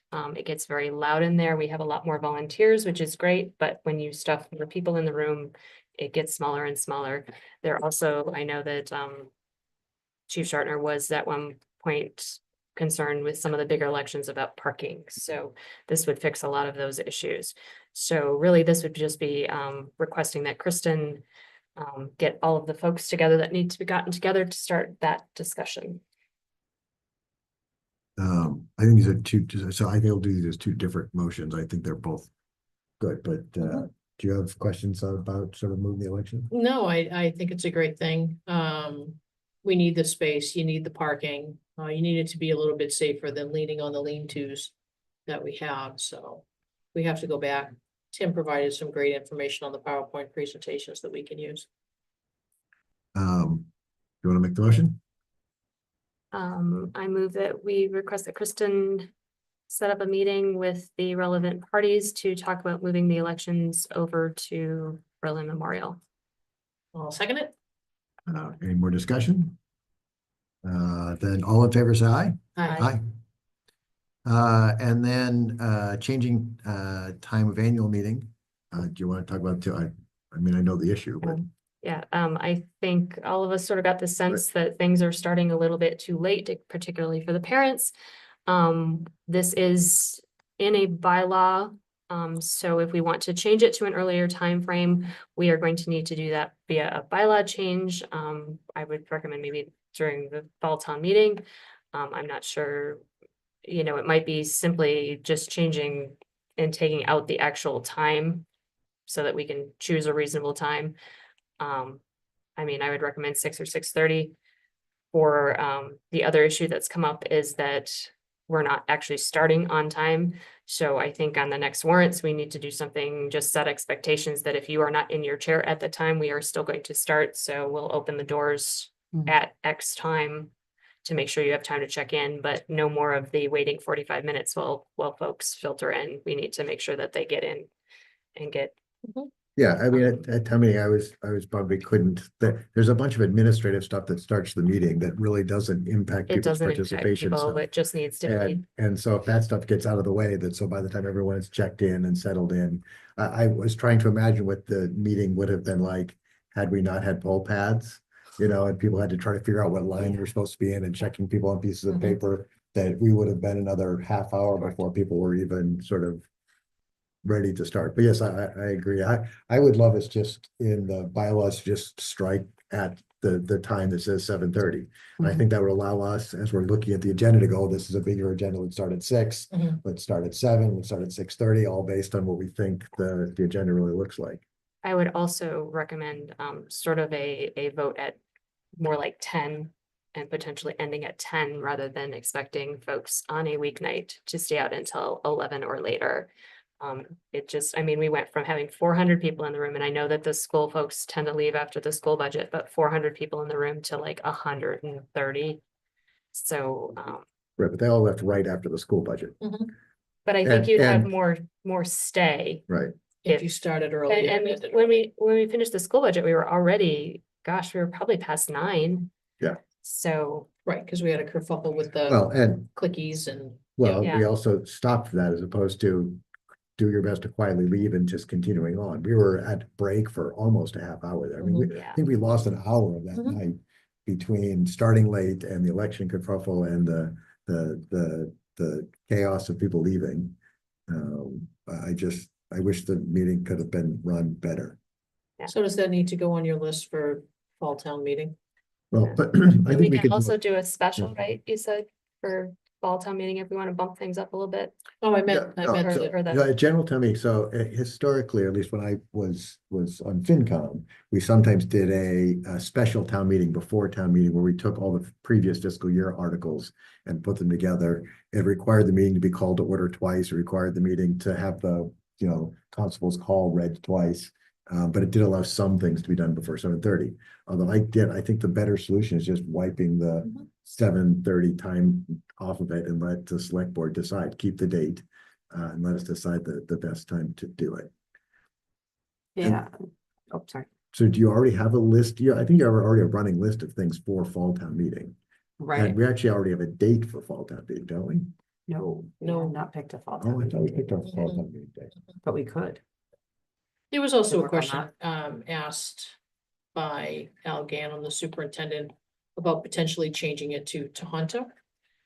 I have concerns because A, it's farther, and B, it's a lot farther walking distance for folks to get into Tohoto, and I'm just concerned that Berlin people would not go to Tohoto Right. because it would be perceived as a Boylston meeting. Well, we're gonna have a problem at some point. There is not a building in this town that will That's big enough, I know. support 600, 700 people coming to town meeting. And if we did great at turnout and we had something even more controversial or Mm-hmm. 2 controversial items that bring out 4 different crowds, we might have a hard time trying to host it in that building, but Because we can only go to Tohoto and Assabet as alternate. Those are the ones Spots. in the bylaw. And there's an additional cost, or the costs are escalating to have it at BMS. Mhm. Not just for fire detail and police detail, as you have more people in crowd management and setup, yes, additional custodians were put Lights on. outside. It's the meetings lasting longer, you know, whereas as it was pointed out at Tohoto, you literally flip on the lights, set up 3 tables and you're good to go.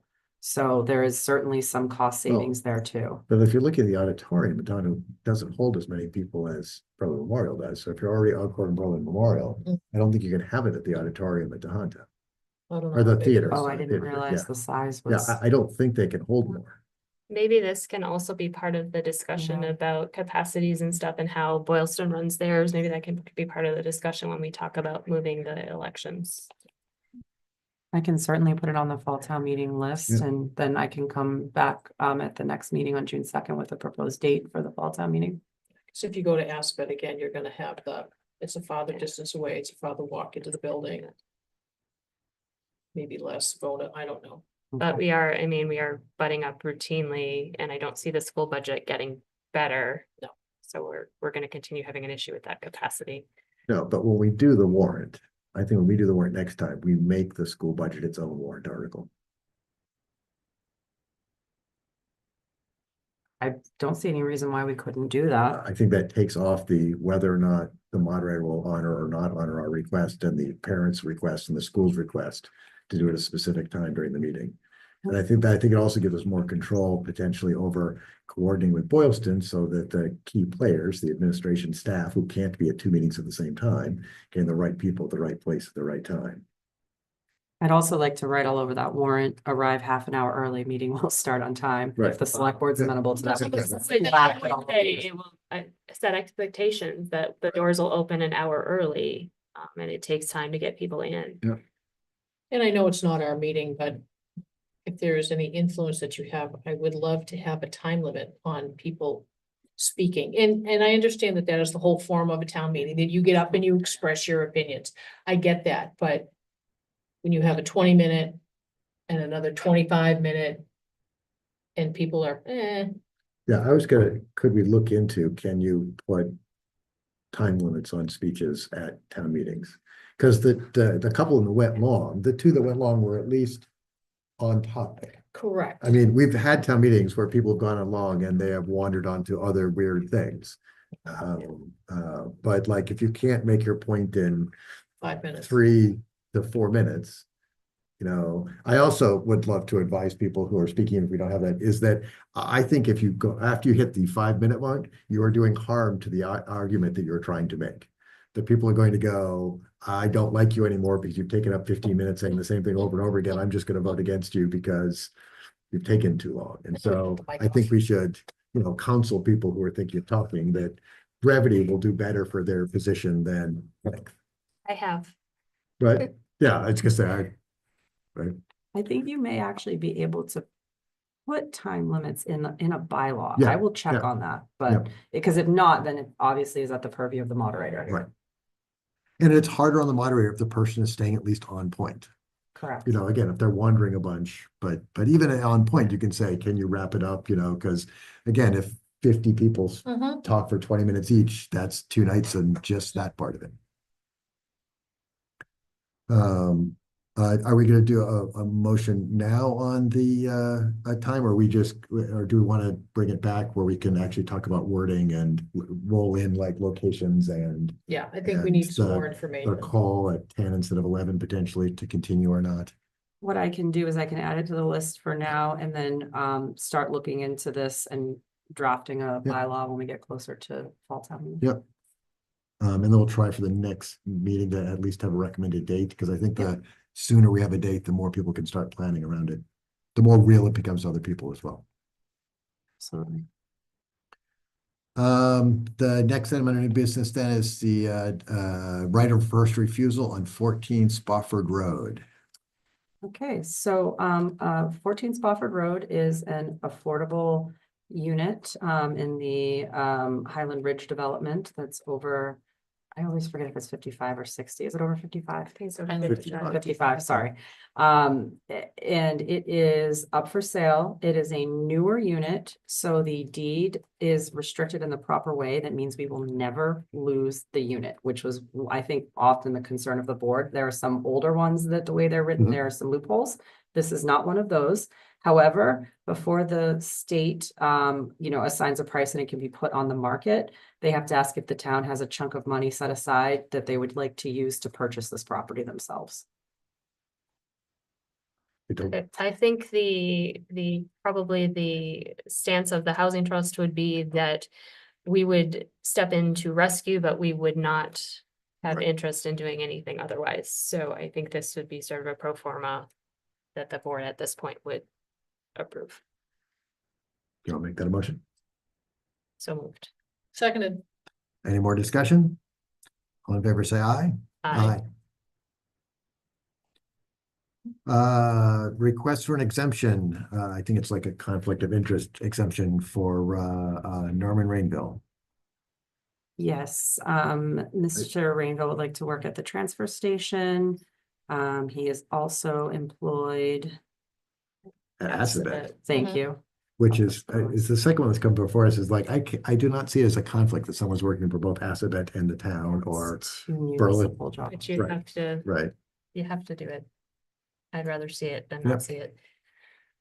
Yep, so basically it's a disclosure. It's because you have a quote unquote financial interest in two municipal jobs, if you will.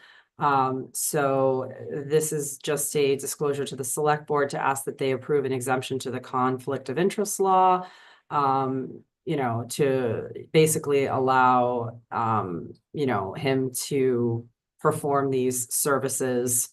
In accordance that the select board is aware, that, there could be a quote unquote potential conflict between the two positions, but that he is stating that there is none and you would agree to it. We've done it with two other Right. Yes, you people, have. so. Ready to make a motion? Oh, yeah, I will make a motion to, my God, I lost it. Where it is, Norman. to allow an exemption for Norman Rainville. Second. I think we're done with discussion. All in favor, say aye. Aye. I lost my place. There we And go. that is for the chair to sign. So the chair, there's one for the chair has to sign that? Okay. Yeah. Discuss and vote on a one-day special pour license submitted by Colin Knurk, Dirigible Brewing Company to be utilized at events at 19 Carter on July 19th and August 9th. That I believe is a pretty straightforward one. D, I believe all of their paperwork is in order. You do have feedback from the fire department that there's no issue, and feedback from PD that there is no issue as well. Is there a motion? Or a question, sorry, is there questions or discussion? Motion to approve. Seconded. All in favor, say aye. Aye. Aye. Vote to execute a conservation restriction for Highland Ridge with Sudbury Valley trustees. So this was long worked on between SVT and our legal counsel. This is the standard conservation restriction that would be placed upon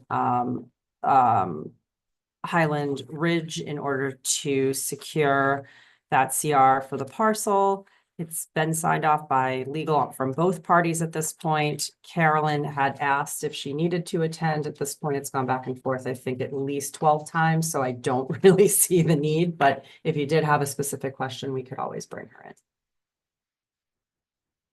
I know this has been ongoing for quite a Oh, while. wow. Yes, It yeah. has, and we have finally gotten to the agreement, as you see here. Yeah, and it looked pretty standard at the end. I couldn't tell you the different things we did that were debated over time. It looked pretty good, so. Yeah, it's very standard. A lot of it has to do just with responsibilities of the different parties and sorting that out, so.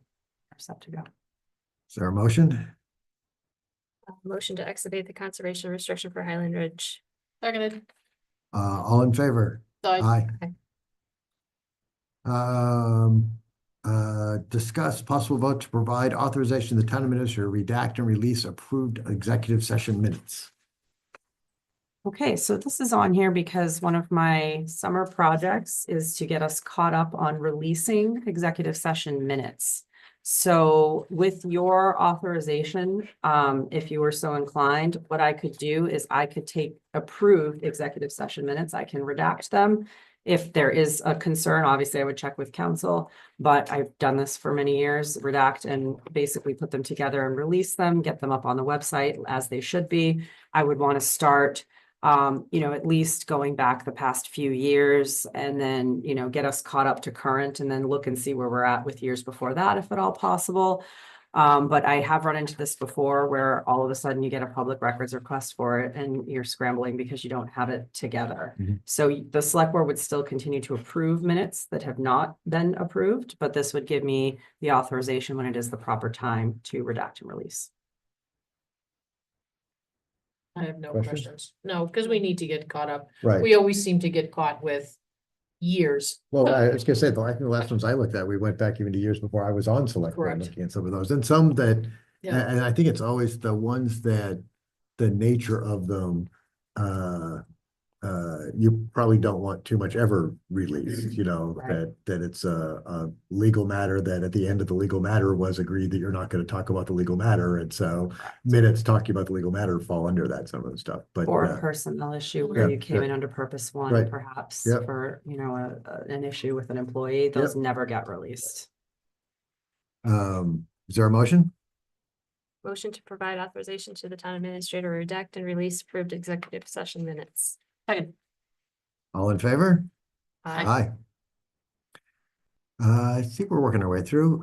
Discuss and possible vote on prudent trust fund investment policy statement.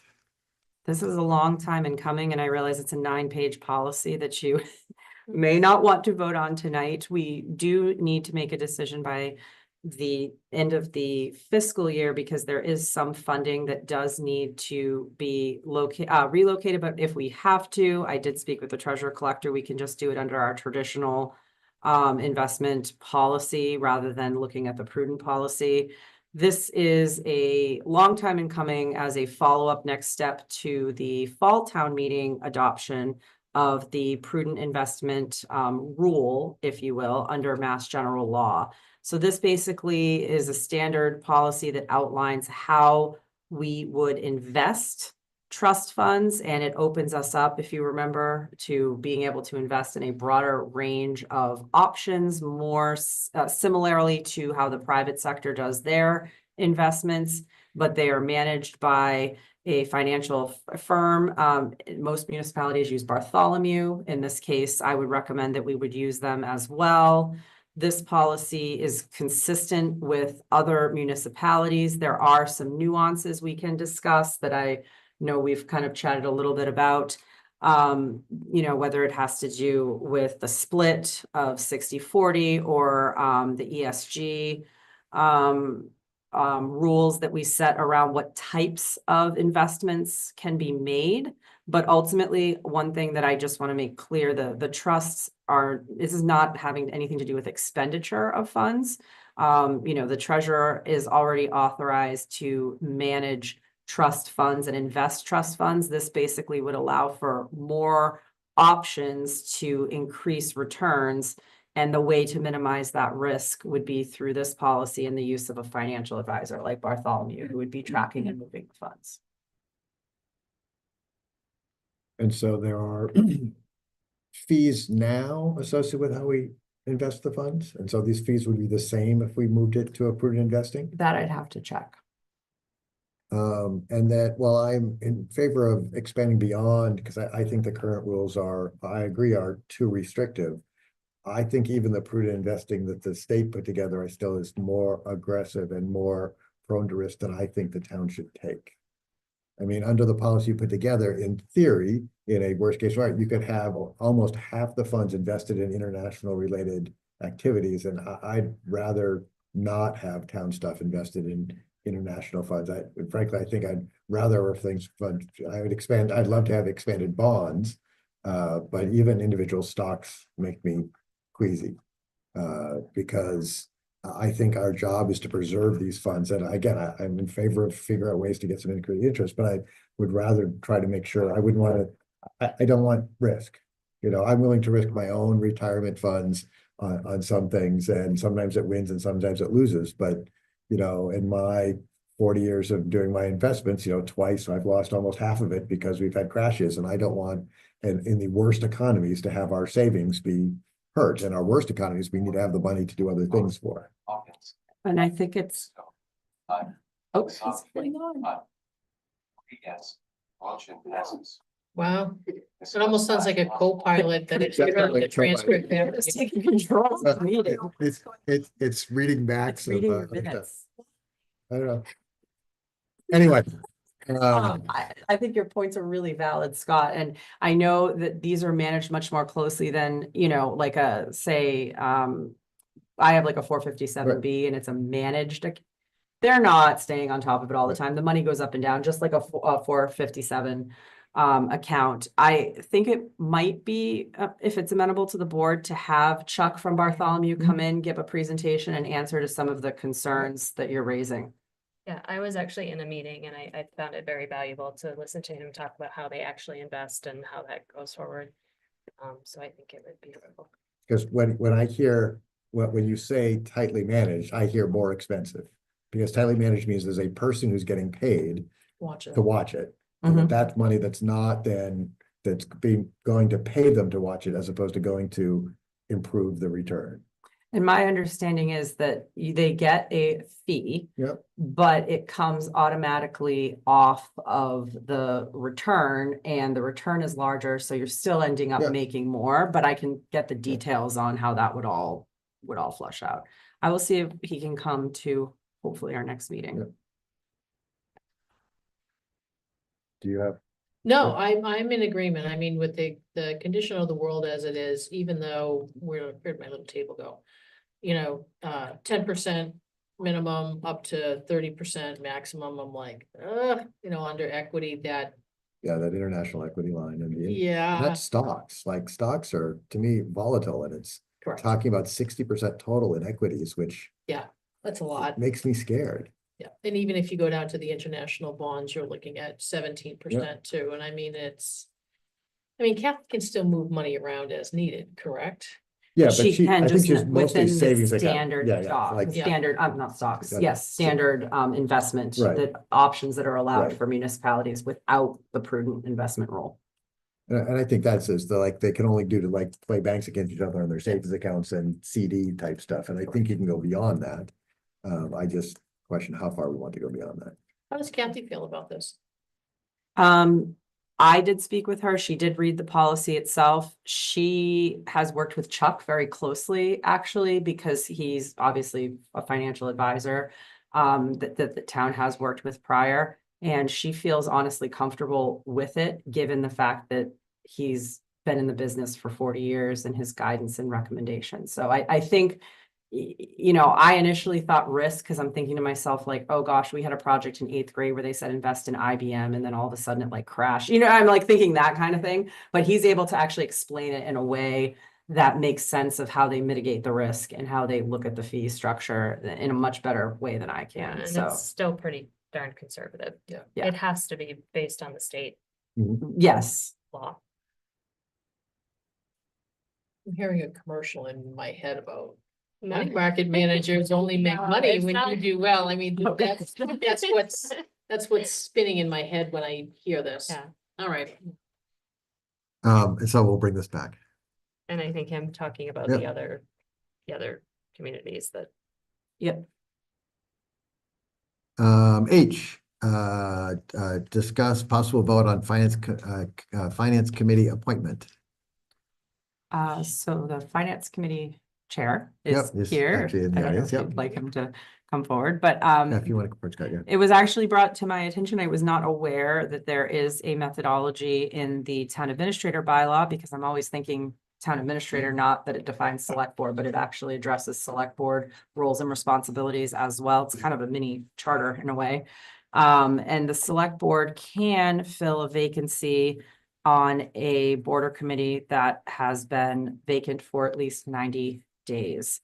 I did have a good conversation with Scott. I understand that the FinCom has not always been running at full capacity in the past. And it doesn't seem to have provided a lot of problems, but we have struggled, you know, to get appointments through at times of the year where we, you know, kind of need somebody to be on there.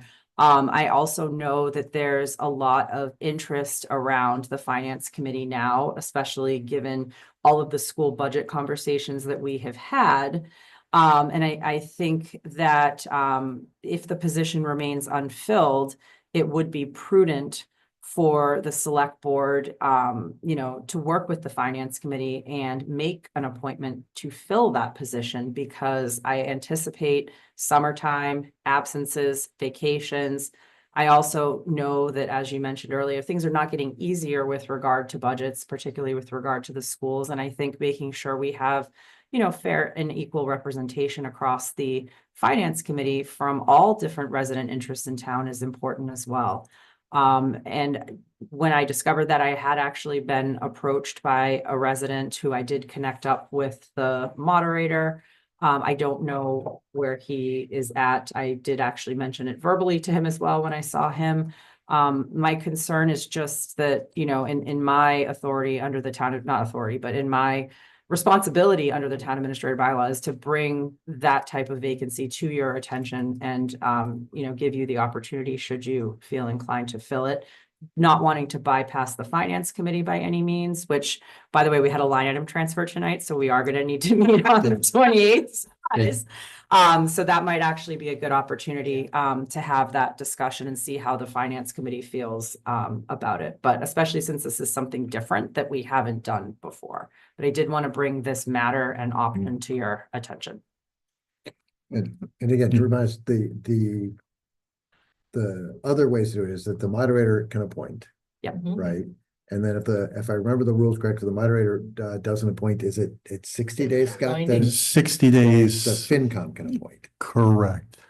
And and this would then be the third, that if the moderator doesn't do it after 90 days and that and the FinCom hasn't done it in the 30-day sort of gap, that select board could. And it's not it is, the town administrator can recommend a select board to fill it. And the It's select a- board fills it, Right, not Right, me. the select board ultimately fills it, but it's filled based on your recommendation, Um, person.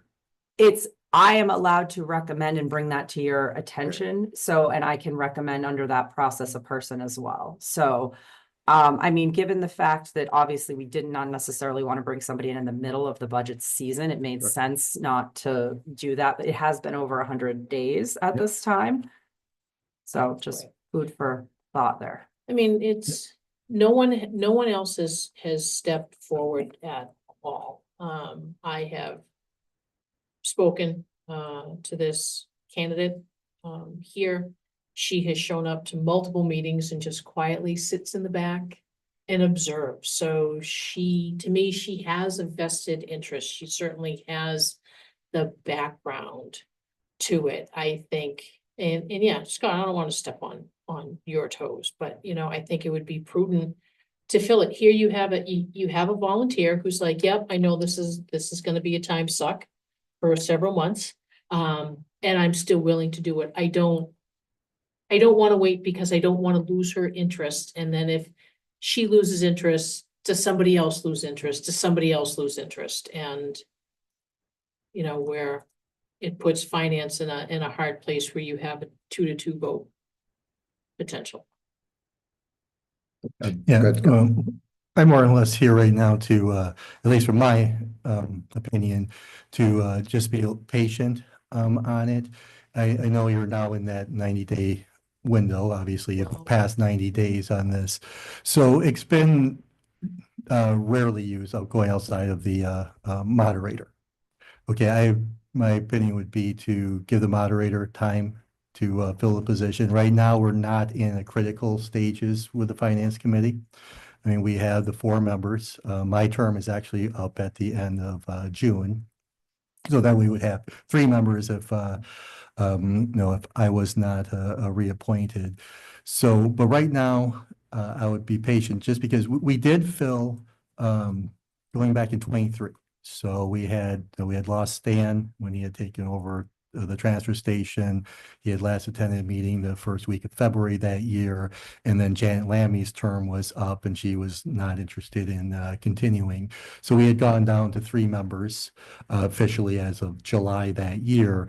And we didn't exercise the using our power for that until October. We appointed Cliff the last week of October, and then Shane Ross, we appointed the first week of November. So we have exercised it, and to me, that would be more the right time to give the patience to let the moderator who truly has the power, right? I mean, he has, well, I mean, obviously, a variety of people have the power at the moment, to the time to make a decision, especially since the election was only, I mean, moderator's up every year. The election was only last week. I'm assuming Barry's probably just got sworn in, or what? No, because he's never in the. Barry's always been the moderator since I've been on the finance committee, whether it was my first 7 years or the present 5 years that I've been doing this. And we've never had a problem of not having enough members to that are actively participating. In fact, the first 7 years I did this, the only time we had 5 members was when I joined the committee in 2006 and finished out for the 2007 fiscal year. And then after that, we basically ran on 4 committee members the rest of that time. Sometimes we were down to 3 just during that July to before things really kicked off. So we've been in this position before, and it hasn't been a problem. I have no objection of getting to 5 members.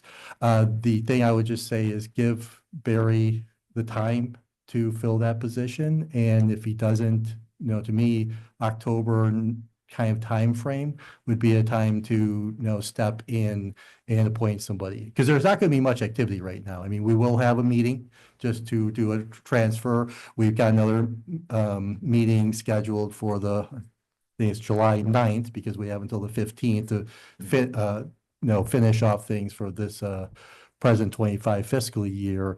After that, we will probably not meet again until September, and then it's just start early scheduling stuff. And that's really basically where it gets up to October. So I know, because of the issues that have been over the last couple of years with the school budget, I know there's lots of voices and lots of noise being generated just because we had a 2-2 vote on the school's recommended budget this year. And I would basically ask that you not be influenced by those voices. I mean, I've gotten the emails directly to me. I mean, there's a certain school committee member that has complained about every finance committee member except myself, at least not to my face that I'm aware of. And so I know there's lots of noise out there, and I would just say, Barry is the first on the front lines of this.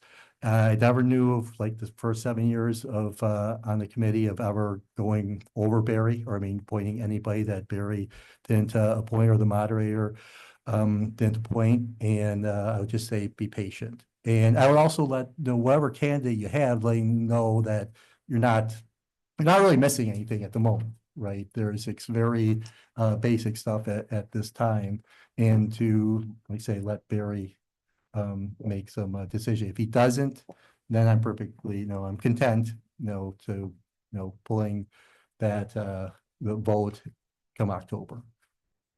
That's my opinion on it. I mean, again, we're having a finance committee again. It's not this Wednesday, week from this Wednesday, so we can discuss with the finance committee members also. I mean, my concern is that if you wait until September or October, then you, the person who wants to do this, now you've got to rearrange. You have like no time to rearrange your schedule, or at least now, if you're going into it, you can put that time aside compared to, hey, meeting start in September. Let's go Wednesday night, 7 o'clock, be there. So it's hard to say, am I going in? Am I not going in? Do I make plans? Do I not make plans? Oh, sorry, never mind. I don't want to do this anymore. I am not comfortable with waiting until October to especially when there is a candidate who is sitting here. I don't know if you've had an opportunity to talk to her yet.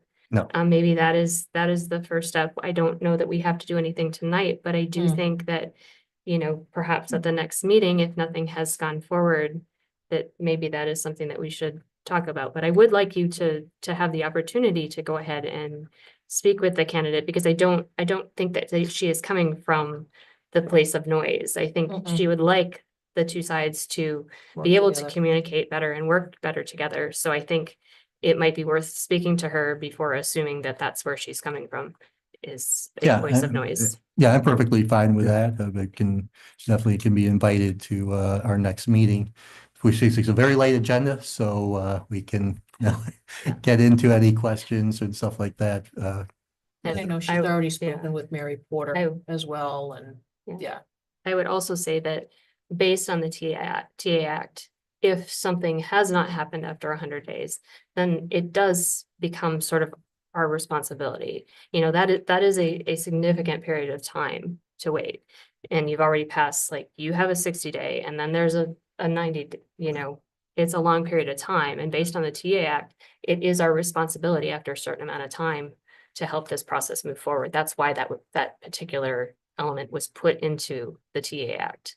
So I think Right, and the T Act doesn't just call it FinCom, it is really any it is appointments. any Any appointments. Right, and so we might look more broadly at just other vacancies around and working harder to fill those, because I think there is a need Yeah. across the town to do diversity. This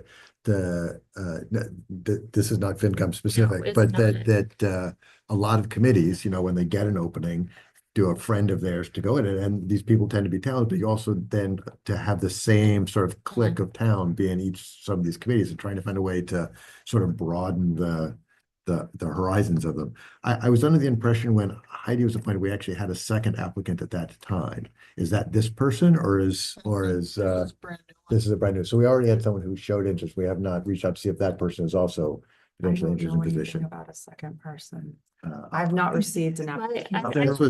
This would have been This would have 6 or 8 been months ago. the same candidate. There, I feel like based on what I know, this might have been the same Okay. candidate at that time. it's possible, I have to check the Right. FinCom email. There was somebody that asked, it was probably after the first town meeting last year. Maybe it was a special town meeting, and I referred them to Barry at that time, and I never heard back from them either. Yeah, I wasn't familiar with the name, not somebody that was familiar that had shown up to meetings. And when we did in 23, I mean, when we did this, I mean, Shane Ross had appeared at our meeting too, so we could meet him and that.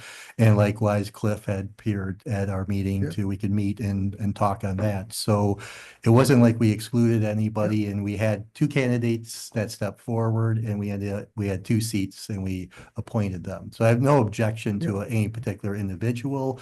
My only, like say, I kind of have I don't like really jumping over, Yeah. the main person's appointing authority. So I'm Nobody careful with that. does. Right. And But I do think, once again, I think that if it doesn't happen, it is first FinCom's responsibility and then the board's responsibility after a certain amount of time has passed. So whether we like to do it or not, it is our responsibility Yeah. to make sure that these committees are filled and make sure that everybody is being considered. And so I'm also not in favor of sort of taking action tonight. But I also think we might want to acknowledge that interest in FinCom happens after town meeting, and how we just regularly try to capture that, because what will happen is by the time we get to September and October, to your point, those people have sort They're of gone. they're forgotten about it. Yeah. And how do we do a better job of capturing those people and keep their interest long enough so the town moderator and FinCom has a chance to meet them and sort of make those sort of appointments in the regular process. I approached, I think I approached you or whoever else for my first time meeting, saying, hey, I'd be interested in being part of FinCom. Yeah. And the person who approached last year, and this person's approaching now, we might just acknowledge that there are people who go, I think I can do that. I think I can help make that better. I just do one of those. Right, And that might be a venue too. Maybe we do something there, whether it's, right. putting what's open out, or I Yeah. don't know, but maybe that's another venue we can try to drum up interest in volunteerism. And so I'm thinking, from my standpoint, I would bring this back to our committee, at least to contemplate again at our second meeting in June, not our next meeting, but the whatever our second meeting is in June, towards the end of it. Because there could be a small period of time where if you're not appointed in time, that you're down to 3, and if someone's on vacation, it's hard to have that meeting on July 9th. Yes. I don't guarantee I'm going to I'll support taking action on that, but I think we'll put it at least on our calendar to come back and evaluate where that's at. It gives you also a chance to meet the person, have them go to the meeting, and maybe it becomes a moot because you folks just appoint them And All right. that's, Yep. that's also possible.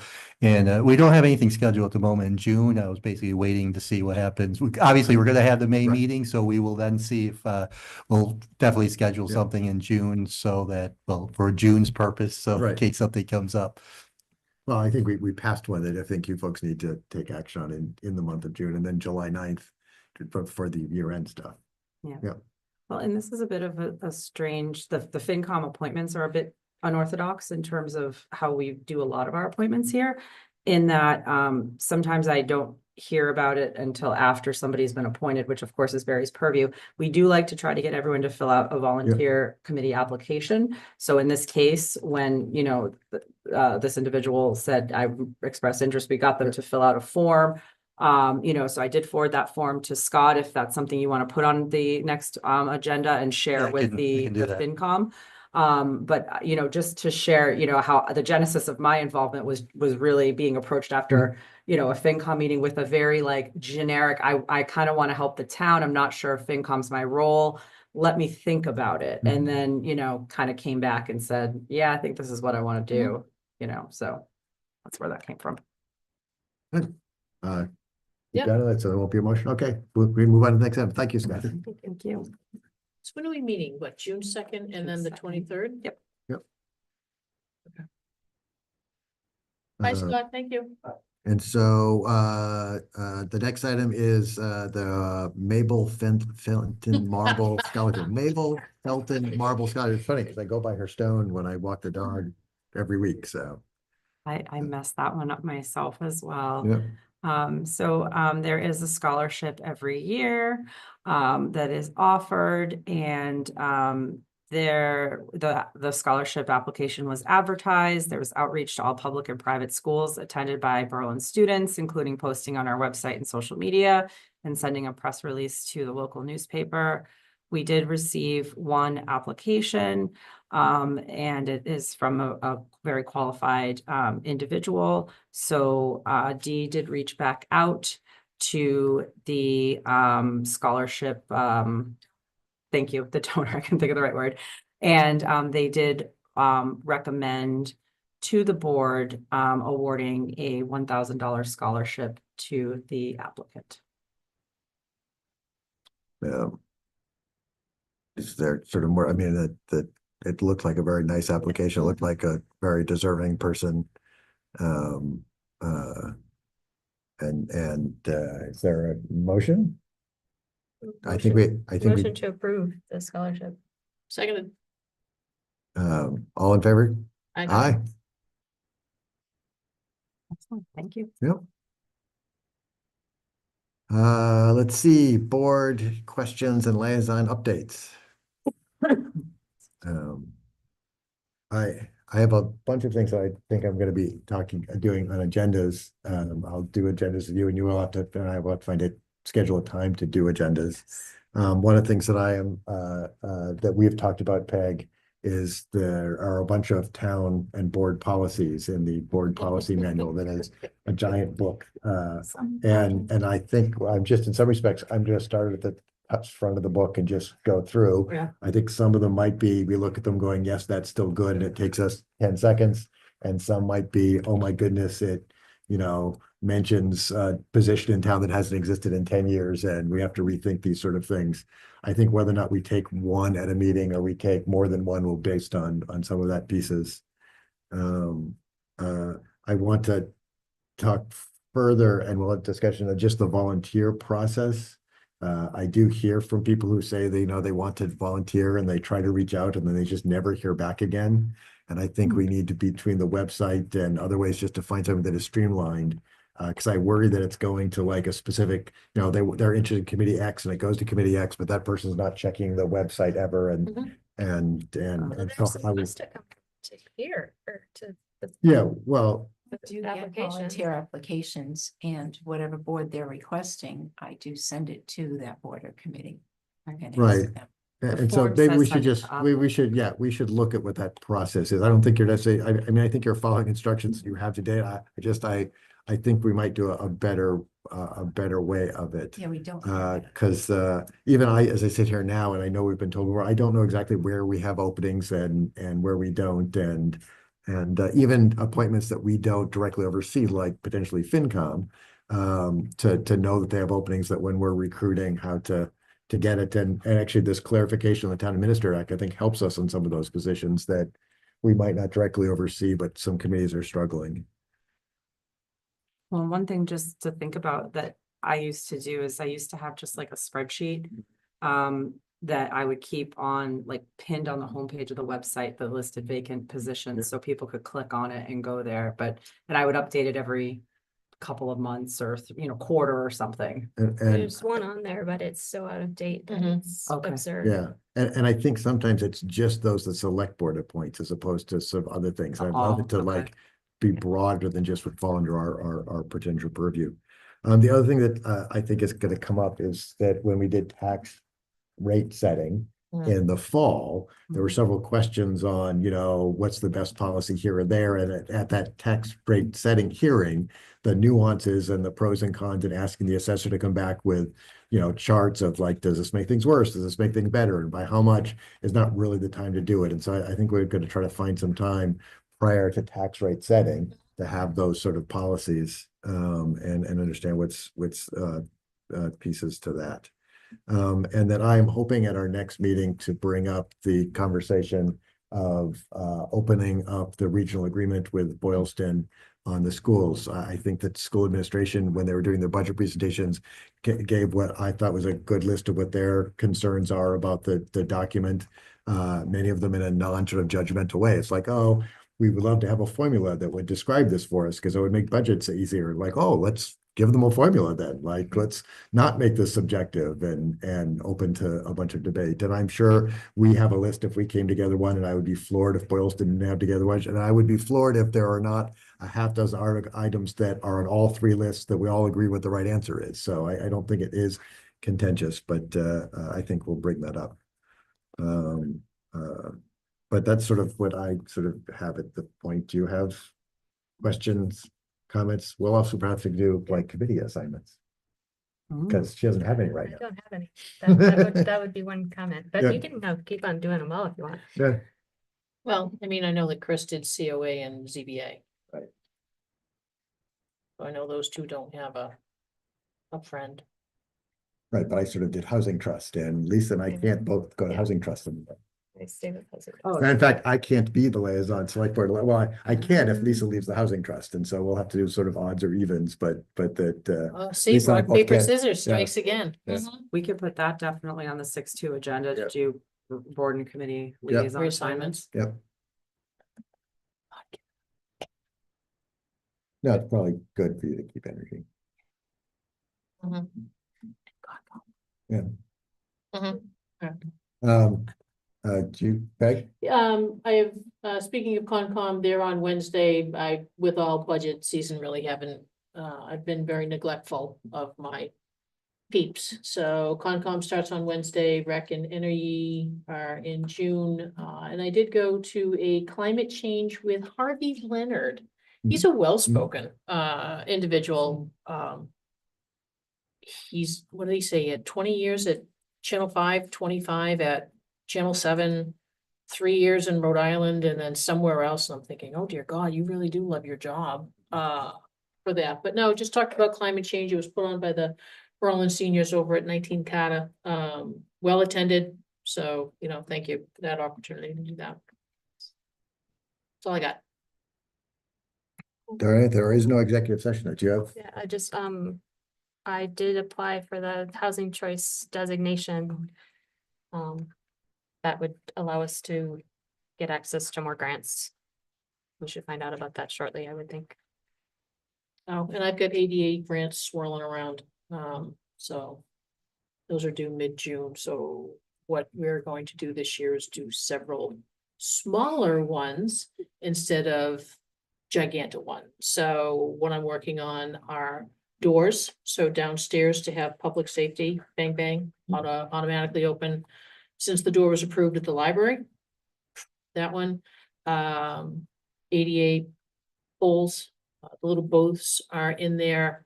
Looking at some paving also at the library, and I know that money was put aside in town budget but would love to try to get a grant to have those 2 spots paved and also a spot around the back to allow for an ADA picnic table. There isn't one there.